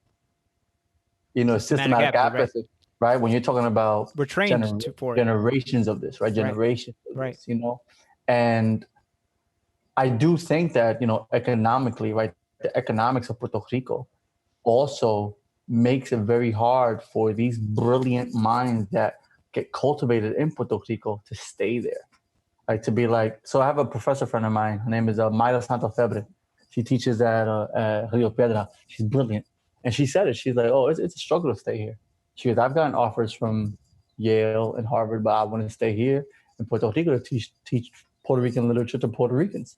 Yeah. And that is a very big decision because, you are leaving things on the table that could make your life better, right? And I mean, she has taught, generations. Right. I mean, she's taught generations. Like she's been a teacher probably since like 2000. So we're talking about at least 15 years of being a professor and being like this, this beautiful black Puerto Rican talking about like, yo, this is what we're going to talk about. And also focus on Nuyorican, which I always thought was really, and that was the thing with Puerto Rico when I was going there so much was how they focus so much on Nuyorican, but in New York, in the poetry section or literature section, they'll give us like maybe 3 weeks. And I'm like, what? Yeah. Like the class will have to, there's 2 professors and one does a graduate class on Nuyorican literature. And I'm just like, and you come here to CUNY. But what is that though? What is that though? What? Why is that? Don't know. I mean, a lot of it has to go with, I think professors in Puerto Rico know the significance of it. Yeah, here, Such a good point. That's such a good point. Right, and when we're here now, so what's Puerto Rican doesn't matter so much to us anymore because we're here now. Not well, also not in this sense because we're theoretically not like we're not the hot shit no more, right? We're not top of the totem pole of like the migrant wave, right? If we think about the 70s and 80s, yeah, in some universities, right? Like they're here's these new writers, here's this book called Donnie's Mean Streets. Like I don't know if Donnie's Mean Streets is I know in high schools they still have it, which I tell people you have to read it because this is a template for everything. Yeah. But in college, again, all the poetry classes, no. Yeah. The ones I go to, so you guys read Puerto Rican writers? They're like, no. And I'm just like, and so it has to be the professor. It has to be the professor also. Yeah. Because they see the significance in that. Because I think what Nuyorican literature does for Puerto Ricans on the island, it allows them to prepare for the culture shock of if they ever move to another city. And I'll just say for me, I mean, as a Chicago Puerto Rican, right, and who was there till I was about 7 or 8, and then I moved into the suburbs, right, and I was raised with my Honduran mom and around a bunch of Mexicans, Polish, Black, no Puerto Ricans. I was the only Puerto Rican in my town, right, Me and my brother. Where at? Which town was this? Wheeling, northwest suburbs. No, don't really know. Yeah. Bumblefuck, I we know, call I know it. Skokie. I always know Skokie. No, Skokie's yeah, that's out north, so I'm northwest. there.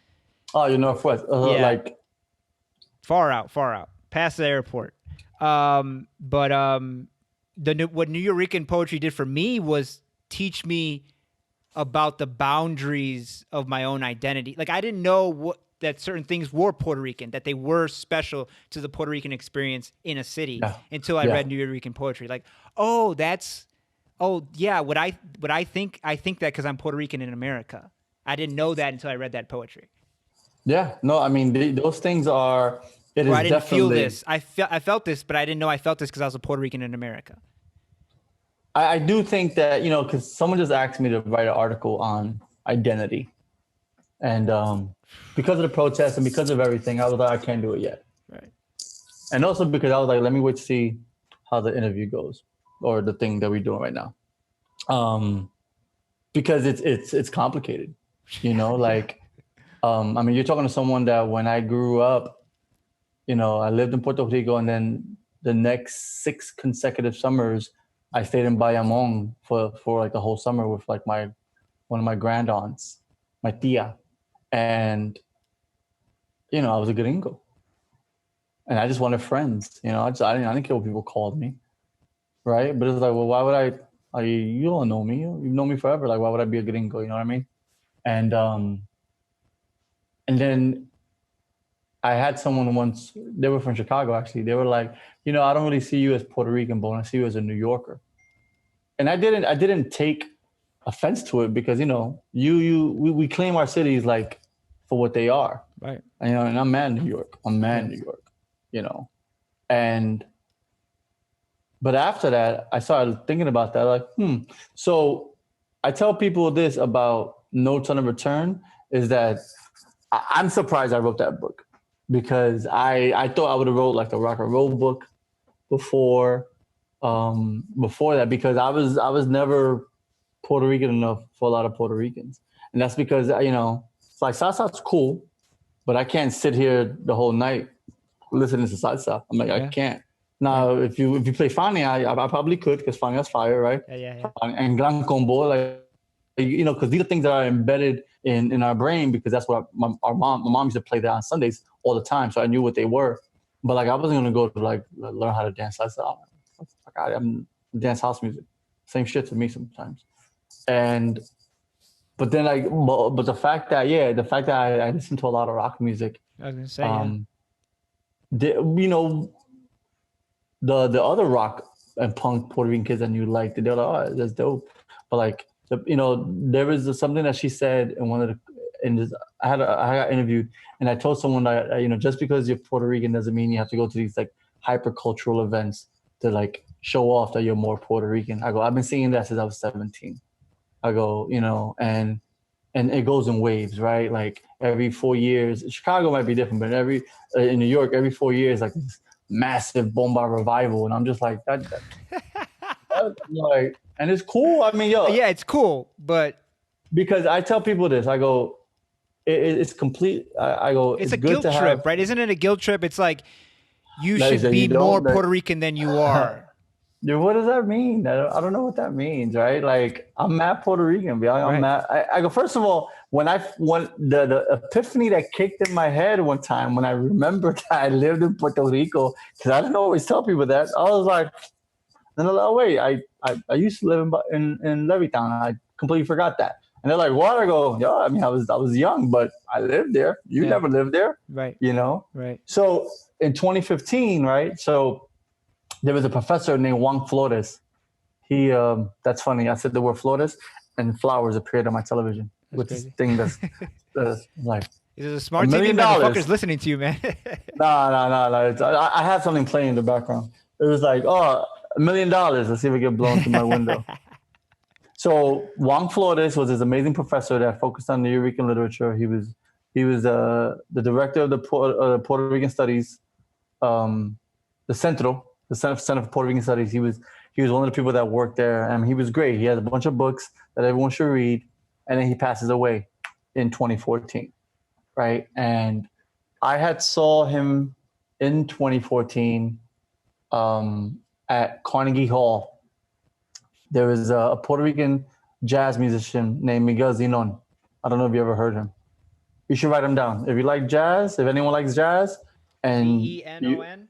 yes, he's amazing. Miguel Zinon. So Miguel hosted a series of interviews with some Puerto Ricans that, like, some of us were artists and like professors and entertainers, and he took those interviews and the band played behind it on the record. So when they played it at Carnegie Hall, me and Wang made fun of each other. I was like, look at us here at Carnegie Hall. This is it. He goes, yeah, I know, right? I was like, look at it, wearing our good suits for this. And then, he had a brain aneurysm like 2 months later. So a colleague of his who taught at the University of Puerto Rico, Jose Irizarry, who taught in Mayagüez, in El Colegio, that's what they called that school, sends me a message. He's like, hey, you're the poet, right? I was like, yeah, So we're talking, and he's like, I want to bring you down to do a symposium for Wang. So he flew down, me and my one of my colleagues, Shaggy Flores, and that trip's interesting because that was the first time I went to Puerto Rico as a poet. I mean, I've gone to Puerto Rico numerous times, right? As someone who's going back to PR, visiting family. I took my son there. My sister got married there, and then on the beach. But for me to go and have my name at the hotel. How did it feel? How did it feel? It was, look, when you have this, not maybe a slight complejo that you're not Puerto Rican enough for the Puerto Ricans, right? I'm okay with that because, like, I know what work I've put into this. But going to Puerto Rico and then doing this, and I was just like, this is nice. All these professors are all like, I was like, I go, where the fuck have you guys been for the last 20 years? But they told me, right? So they told me that 10 years before that, so it's 2004, they have brought down a caravan of poets, which I knew all of them, but I knew that everyone that they mentioned before fit more of a prototypical, except one of them. I don't know why he was there, but I'm glad he was because he's an amazing writer. But all the other ones came, they did more Spanglish and they all a bomba, and I was just like, and bomba is cool. I go, but then I tell her I like plena a little bit more, and they're like, what? Yeah, you're this punk poet coming out. I like plena because it's like song structure in plena. And I'm not even. That's the thing is, I'm not even a punk, right? I'm just literally just a rock and roll dude that like it's like poetry and rock music. It really is just rock music, and then everything else that's attached to that. But I don't claim punk the way someone who only listens to punk does. So that trip caused a chain reaction where I went to Puerto Rico about 3 times a year for 4 years. Like, some were just visits, but a lot of them were, oh, hey, you want to come down and do this this lecture for the class? And sure. I was telling people, look, I'm going to Puerto Rico more than I'm going to Brooklyn. Just let me know. I'll be on that plane. It's not a problem. And yeah, that was like 3-4 times. I did that same year. I did a master's class at the university on Nuyorican poetry, and for these people who were doing literature, like, it was a writing program at the school, and for me it was more like, yo, like, you have to find out. So so the 2 things that I think I got out of that was that I knew the next generation of Nuyorican poets probably aren't going to come out of New York, right? They might come out of Orlando. They might come out of Texas, right? Because so many Puerto Ricans in Texas that people don't know about. It might come from San Diego, or it might be Chicago. They may or may not claim Nuyorican, because I know Nuyorican is a very New York-based term. But what I started talking to people about was, because some people think in the old days they would claim Nuyorican as like an identity, like a national title, like a nationality, right? Right. But now I go, almost no, like Chicano. Exactly. But I told people, no, but the thing with Chicano, that it goes both ways, right? For what I'm about to mention is that like, Nuyorican is a school of art. It's a school of art. It has language. It has music. Because even though salsa predates Nuyorican poetry, salsa is Nuyorican music. Right. That's and we have vernacular. We have and timeless poems. You have Puerto Rican obituary. You have Lower East Side poem. Lower East Side poem, Nuyorican Blues by Willie Cordejo. right? You have all these poems that are going to last a very long time, Right. and that is the school of art, right? It's like the beats, it's like the futurists. Like the only thing that we're missing, even though Puerto Rican obituary can't theoretically be that, is this like real typed out manifesto, right?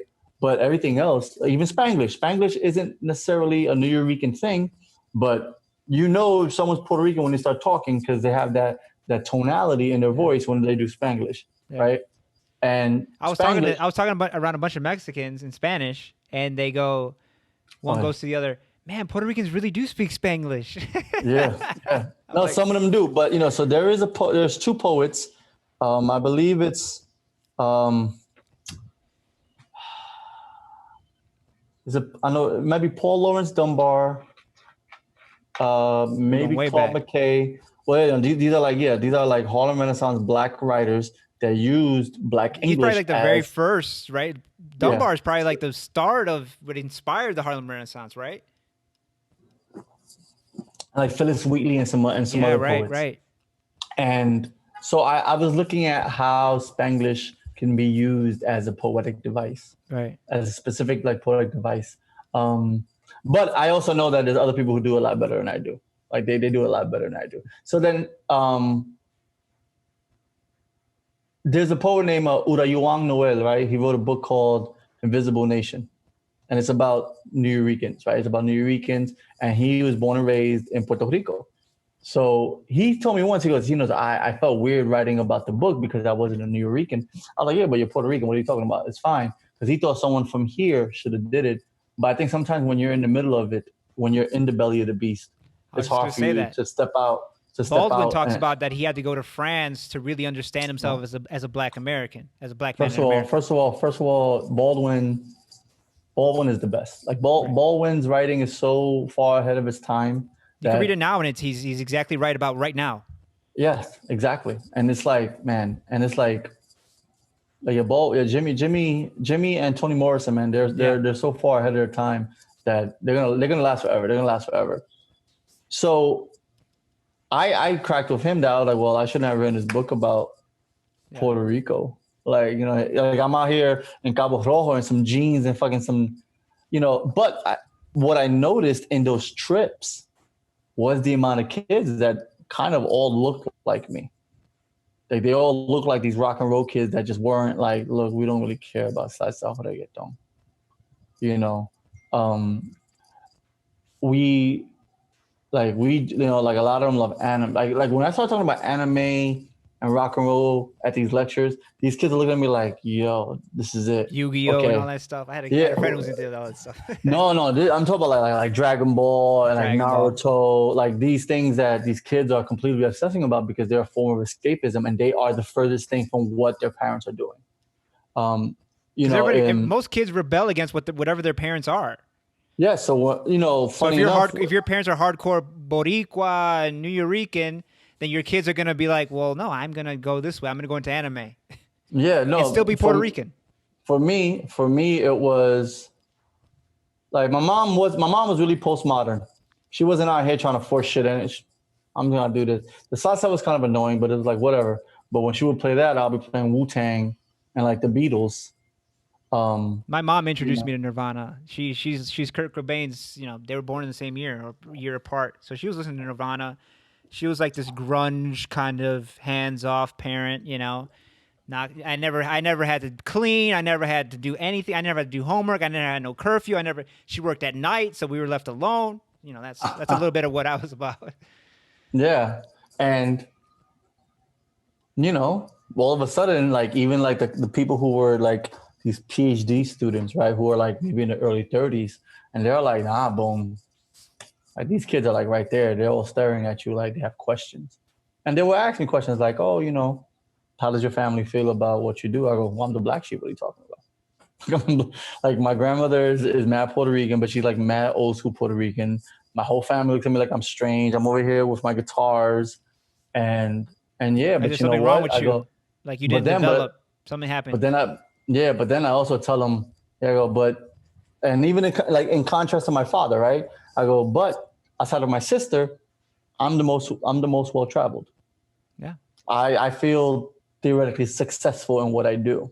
I feel successful being a good person considering Yeah. that, exactly. We know what happened to our fathers. We know what happened to better men than we are, who the world chewed up and spit out. Yeah. I've known dudes who I grew up with that, just went the wrong path, and I'm like, Yeah, shit, man. I Like, used to take up you know, showers with my cousin, and then we move out to the suburbs. Years later, decades later, he's in jail for murder. Right. So like I know as a fact that I would have been right by him the whole way if I had stayed in the city. and you know what? And your cousin still has the chance to change Right. his whole life. Right. Because life is long. Life is and long.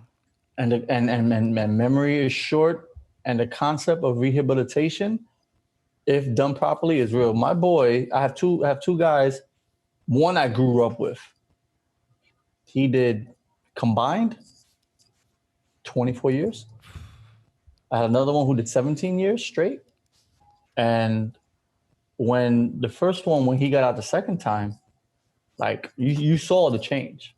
The first time he did a bid, he came out. He was still kind of young. Like everyone was like, "Yo, I'm gonna hold you down. We're gonna do this." No, Still got what? that energy. Because they say that the average drops 60% the second time you go to jail. As in, like, I'm not gonna do this shit again. And when he came out, he had his degrees. He got a job at the city. Like, he changed his whole life around. And some people find God, and that's whatever makes life easier, more digestible. Right. I encourage I it. used to be a hardcore atheist And when I was younger, but now I'm like, man, people need what they need, man. Whatever makes you, yo, whatever to get by, right? Just to get by, like what Talib says. exactly, and you're exactly right. Life is really, really long. So sometimes when you are your own worst enemy, it becomes a lot more difficult. Yeah. Now, if someone doesn't like you, what? You pack my shit up. Like when things get so overwhelming, and say, all right, say we live in Seattle, right? It's a big city. You have a baseball team, a football team. I'm always like that. If you have those things, you're a big city. Yeah, somebody told me like Vegas is not like you're not a city yet. You're still from Chicago because Vegas doesn't have a baseball team. Well, they have good minors, because I think Chris Bryant the Aviators and Bryce Harper. Yeah, Bryant and Harper were from Vegas, I heard. They're the minor. I think it's AAA, right? Yeah. Yeah. The stadium had more attendance last year than the Marlins had. So, it's a legit team. My God. Yeah. Well, the draft is tonight. Actually, the draft is tonight. Oh yeah. The Major League draft is tonight. Yeah, I'm gonna watch. I'm gonna see who the Yankees are gonna draft. So, say we're in Seattle. Say you have a falling out with like the people you hang out with. Bro, you could pack up and move. Yeah. Like, that's how long life is. But people don't think that way, man. They think like I know people who don't even consider leaving Chicago. They were born in Chicago. They don't even consider leaving Chicago. No. I've told my boy is this great young adult fiction writer. He's from DC. He lived in New York for a bit, and I'm always telling him, yeah, I gotta figure out what's the next move. And he was like, "You ain't never leaving New York." I was like, "Look, I always have a place here because that's smart of me, but I don't know if I want to like stay and die in New York." Yeah. I mean, but there are limitations in other cities because New York raised me a particular way. I don't know how to drive very well. Like, I could drive if I need to. Like, if I'm the only sober one, everyone's drunk. All right, we're going to make it home at 5 miles an hour, do whatever. But, so I can't think about moving into a city that doesn't have mass public transportation. Right. Right. Am I going to still work for the same company I'm working for now? Am I going to go venture out on my own? I mean, there's a lot of things about moving somewhere. You have to sit down and map it out, like on a big sheet of paper, and start making all these well, if you're going to move to a different country, okay, well, how much is that visa? How much is the work visa? Yeah. Will you be able to get a job? Do you speak the language? If you do or you don't, then you have to move to a city that speaking English. There you go. Your options are already shaving down.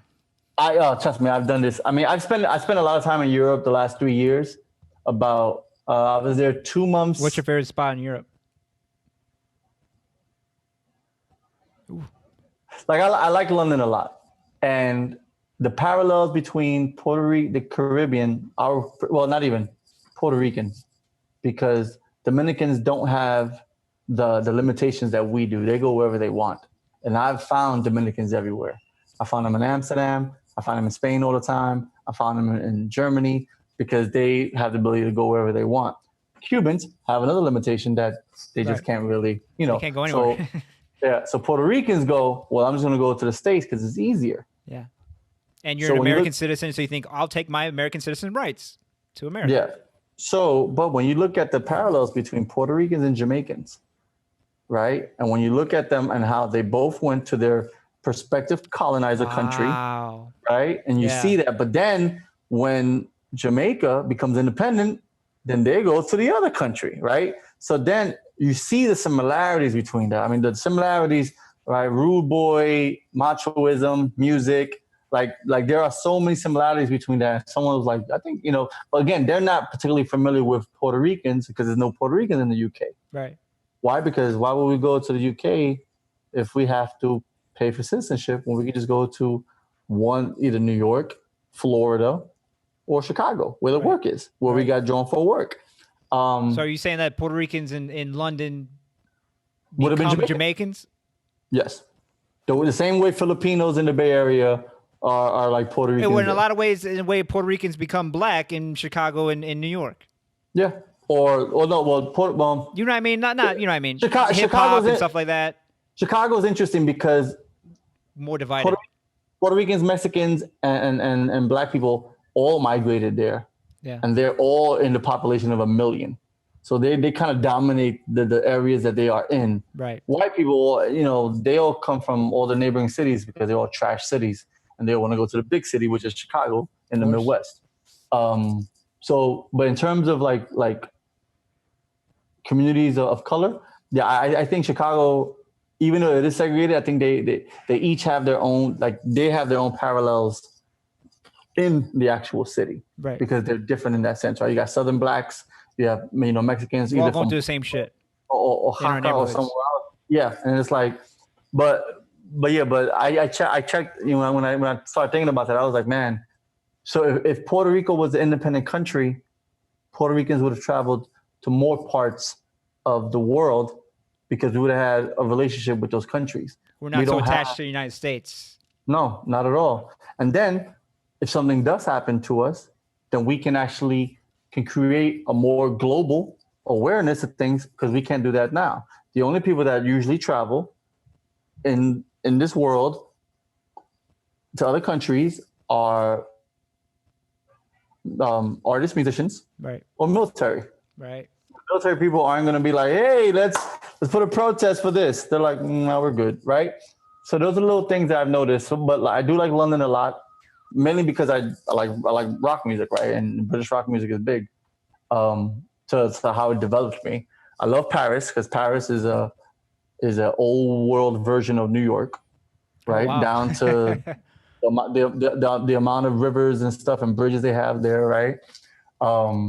I like Paris a lot, but I also have a thing with Paris. I took my mom there. Like we took her there for her 50th birthday. So it's always like when I go there. But I've been to Paris probably the most out of all of them. Been like 5 times. I've been to London 4 times. But I spent more time in London because I was there 2 months, almost 2 months last year. And then the year before that, I was there for a month. And the year before that, I was in Europe for like 3 weeks. So it just kept getting bigger. That's nice, man. Yeah, it's nice to not just be a tourist, not to just be visiting, but actually stay somewhere for an extended period of time. Let it get in your bones.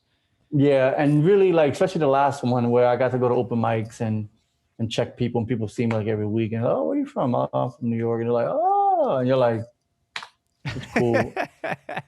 you gotta be that guy. You gotta be that guy, that Puerto Rican guy from New York. I have to be because they've never met a Puerto Rican before. Yeah. Right. So I'm now this oh yeah. I go, what was the joke I said once? This is the first time I went to London. I was like, I don't know if you I wear flowery shirts and I have pointy shoes. I mean, I dress like a dandy. And but that came because of a conversation I had with a friend of mine. I was 32, and she's like, you're like the eternal 18-year-old, because I was in this really hard I look like a punk from 79. I have mad denim on, and I was just like, I don't give a fuck. And she's like, you're 18. I was like, I'm 32. So then I was like, wait. So I shedded it and created this whole new aesthetic because I wanted people to understand that I'm not. I mean, I would like to be 18 again, but I'm not. Right. So when I got to London, everyone's looking at me like, "You're from New York?" I go, "Yeah, we all dress like this." Yeah. Right? Puerto Ricans dress like this all the time. If they're wearing sneakers, something's wrong with them. So be careful with that. But I was like, I'm fucking with you. That's not no one really dresses like this. But when they do, they don't. But this is also like 8 years ago. So I tend to forget how long I've been dressing like this. I'm like, oh yeah, 8 years, goddamn. But and yeah, well, because I think when I started thinking about when we were when the things for Oscar were really taking off, it was like, yo, we don't have a global presence like that. So we can't go to our embassy in Germany because there is none. Yeah. Like, so what you have like 13 Puerto Ricans in Alexander Sprat with the little Puerto Rican flags, and everyone's like, "Fuck are they doing?" We don't know.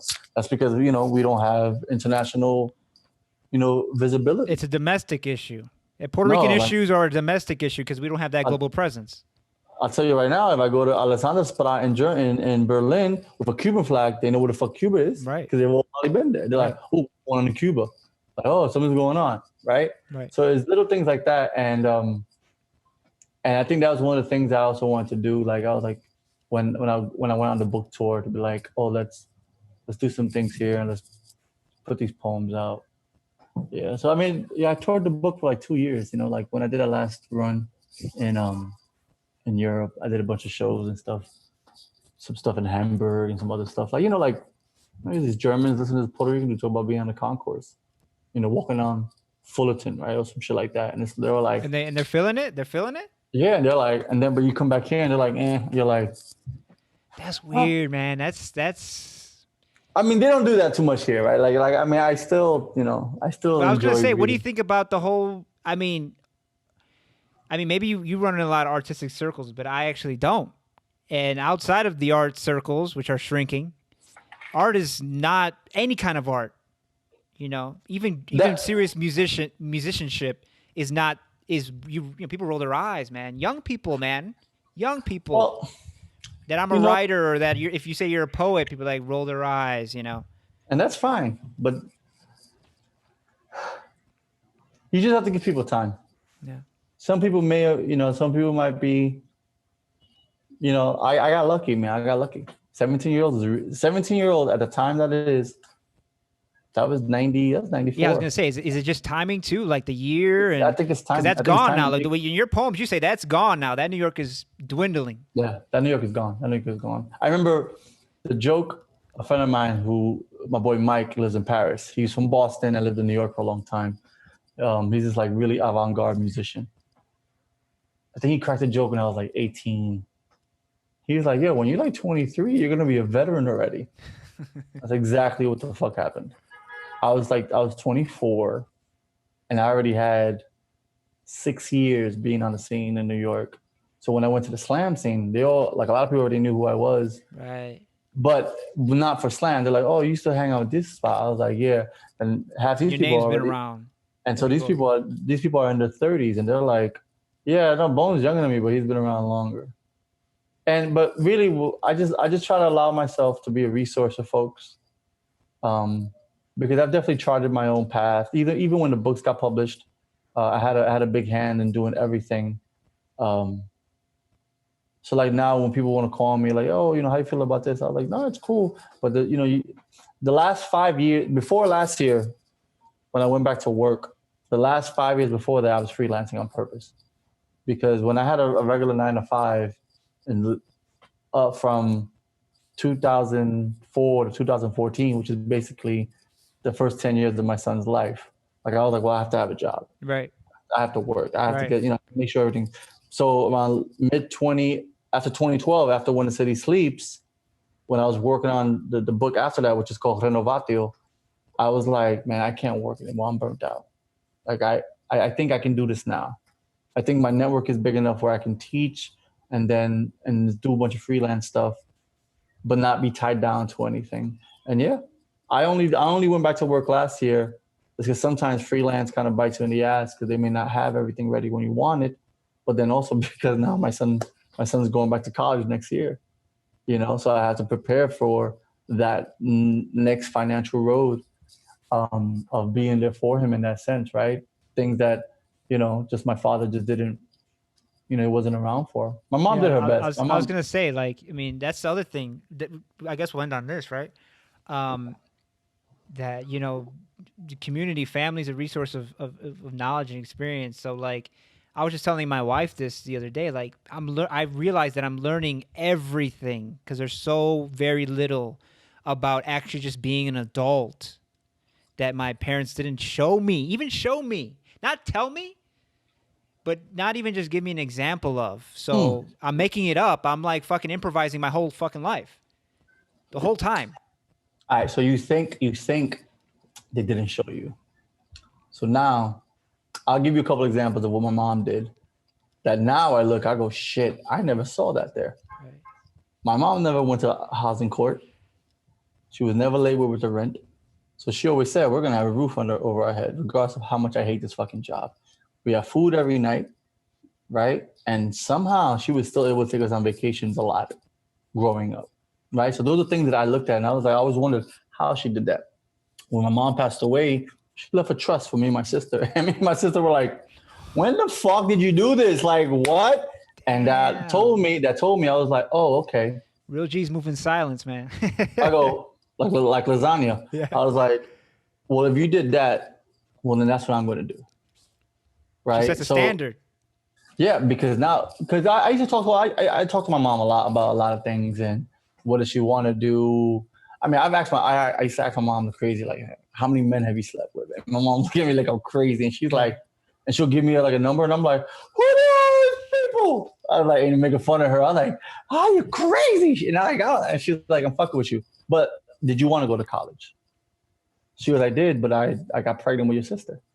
And it's like, right? If you think about the kind of upward mobility a degree gives you Yeah. versus just having regular experience, the Yeah. same shit people deal with now. Oh, well, you got to have a degree. No, you don't need a degree to do this. Like, I don't know why you people think someone needs a degree. I can have a degree in fucking, knitting. It has nothing to do with the job I'm working at. What are you talking about? And, just being able to still have fun, right? I tell people this, being a parent allowed me to be more critical of young people because the amount of young people I will be around as a teacher, they'll be like, oh, my parents didn't do this, my parents didn't do this. And I was like, well, that's not their job. Yeah. Their job is to make sure you're fed, you're clothed, and that Yeah. you have a roof over your house. Everything else is a plus. I had to teach myself how to cook, and I'm not a great cook. When I would try to cook and learn with my mom, she would always throw me out the kitchen. She's like, get the fuck out the kitchen. I was just like, teach me how to dance? I'm fucking tired. Get out of my face. And it's like, oh, okay. Now I get it. Because they're working 40 hours a week. Yeah. Yeah. Like That's exactly where I'm at they're right not, now. Like in the past few years, I'm like, holy shit, my mom, I thought she was a fucking deadbeat herself, and now I'm realizing, man, she was fucking busting her ass, dude. And there's busting her no way I could ass. do any of that. And, it got to a point when I got older where definitely me and my sister are different in that sense where I have no ill will. I have no ill will for my mom. Like, I tell people like, yo, like she busts her ass. And, I mean, obviously the mother-daughter dynamic is very different than being a mama's boy, Right. but, like I let those things go. And my mom, yeah, my mom was rough in the 80s, man. She was like, there were times where I was like, yo, was this child, like, did she just beat the shit out of me? Like, and it's now I'm just like, I was a bad kid. I was like, I gotta listen. I was too hyper. Yeah. I stole things. Like, like, what are you doing? I wasn't an easy kid. And so now when I talk to people who I teach and they say those things, like, oh, just be patient, man. Like, remember, they're people too. Yeah, I Like, was gonna they're say people. that. Like when you're a kid, you don't know what kind of person your parents are Nope. because you're a kid. But once you get Nope. to their age and you can remember you have memories of them when you're the age you are now. Yeah. Then you're like, oh, my dad's this kind of man and my mom's this kind of woman. I'll tell you right now, like, my father was not as cool as I was at my age. Not even close. I remember him clearly because I was already a teenager. My mom too. My mom had just stopped smoking cigarettes. She had a major heart attack in '90, so I was like 13. Um, so she was 40, and yeah, both of them weren't. Are you crazy? Like when I talk to it, like some young kid, like no, not even my brother-in-law has a huge family. He has like nine. He has 10 siblings. So one of the younger ones is like really close to me. His son sends me a message on Instagram. He goes, "You like anime?" I was like, "Yeah." And he's just like, "What?" I was like, anime's been around longer than you've been born. Yeah. Oh, Like I hate anime that. I grew hate up, that when kids. Do you know about this, motherfucker? bro. I mean, I've been but watching. that's just I tell my stepdaughter that all the time. She's about to turn 16. I'm like, when you were born, I was 20. I was 20, so I'm trying to show her. I'm trying to give her the scale of how much my experience is compared to hers, because they think they yeah. know everything by the time they're 15. Yeah. So like like when I talk to my son about things, I let my son rock. I go, it's cool, it's whatever. Yeah, I mean, there's very few things my son could teach me, but I'm always open Right, for a lesson. right, Always open for a lesson because you never know. right. My son's a very accomplished musician. He's a cello player, Wow. and he talks to me about music, and he'll be a little snotty, and I'm like, don't get punched in your face, because you haven't gotten punched in your face the right way. Like when Didn't someone didn't one doesn't. of your parents want you to play the violin or something? No, my mom. I played trumpet in middle school. Oh, okay.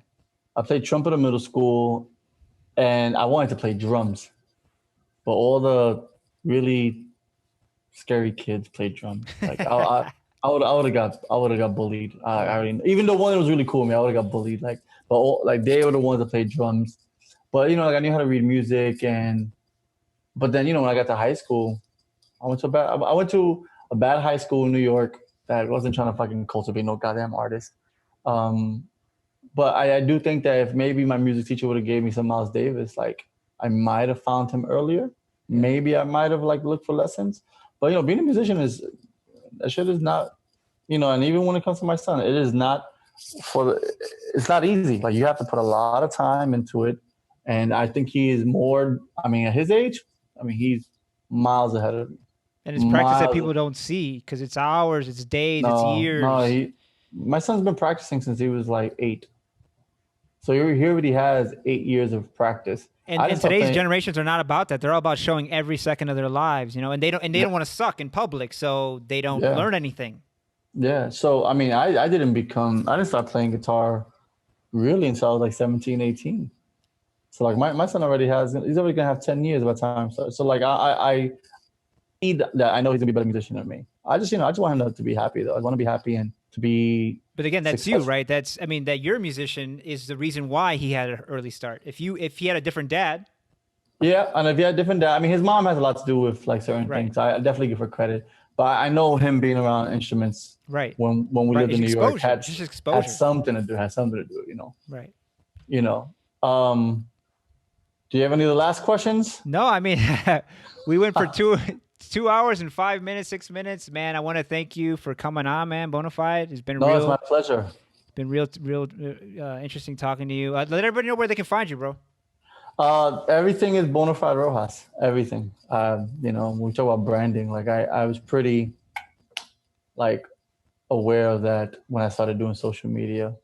Even with emails, like I don't know how many emails I had before, like my email. Now I'll make these things up, and I'm like, why do I make it so complicated for? When I was young, I fought that branding shit, but now I'm like, it's who you are, right? You're just trying to present yourself to the world. And it's like everybody. I read these, I read When the City Sleeps and Notes on the Return to the Island. What's the other book? Renovatio, but those two are really good books to start with. Renovatio is an interesting transition of where I'm at with those things and like different writing styles and stuff like that. And Mona Passage is the band. Yeah, Mona Passage, right? That we have an Instagram. I always tell people go to Instagram and follow us. TheMonaPassag, and a bunch of Puerto Ricans and Dominicans playing rock and roll. There you go, man. Stay happy, stay safe, and heck, I'll talk to you soon. But I'll talk to you soon. I'm show my guitar off. Hey, say hello. I always do this in lives and shit. Say hi, it's my baby. Give the guitar a shout out. Yeah, my Flying V, for real. Yeah. My son asked me once, he says, when you dead, am I gonna get the Flying V? I go, I don't know. He's like, what? With it? I was like, am I going to a museum? But I don't know, this thing big. There you go. Yeah, for real, right? Life is long, man. Life is long. life is long, bro. I'm hoping, like I can, cause yeah, because of Kurt and because of Hendrix and because of Basquiat, yeah, I had that weird death wish at 27. When 27 came around, I was like, oh no, like I'm just no, getting I, started. I want to live to be 100 years old.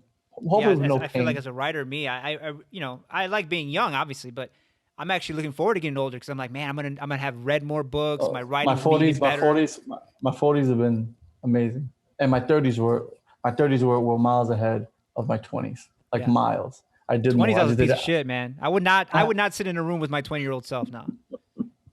I would, but I'll be like this. Yeah, exactly. I go, Like you on the good, inch B? of getting this motherfucker an ass kicking, dude. My teenager, that dude was the worst. He would have been high the whole time. Yeah, The 20s is I tell people I'm not that much different. Like like if this is like a piece of rock, like everything just got carved out for my 20s. I think I had a really good solid foundation. And again, that's because poetry was there so early, right. right? Like it became the foundation of everything. I think a lot of times when um, I think people are looking for For that thing, something like that, right? like that thing that grounds them and goes, A this springboard is, that they can just this jump into is, whatever.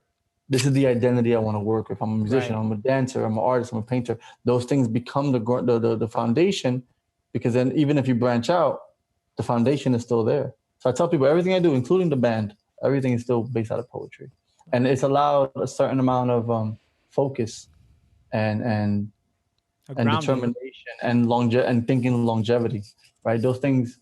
I talk to people now, and they're like, I don't know what I want to do, and I was like, I go, what are you doing now? They're like, oh, I know people who graduate from school with their masters. And I was like, cool.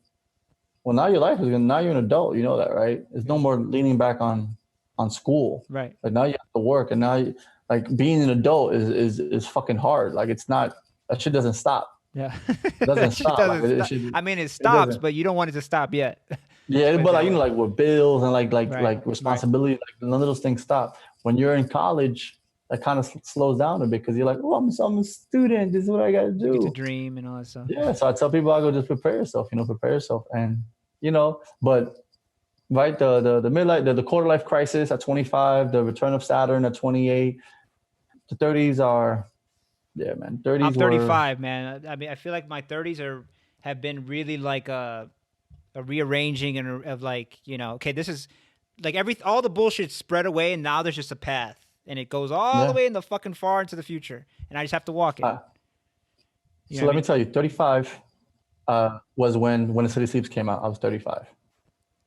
35 is when the City Sleeps came out. 37 was when Renovatio came out, and 40 was when I was 39, but it was 40 was when Notes came out. And And I saw the before when the change. I City mean, I don't Sleeps know much came about out, poetry, but I saw a huge change in between these two books, man. You know, yeah, I mean, yeah, like, yeah, I mean, the approach and the aesthetic, right? you learn more. Yeah, But that's the thing. Like, the thing is, you have to, at one point in your life, you have to be goal oriented.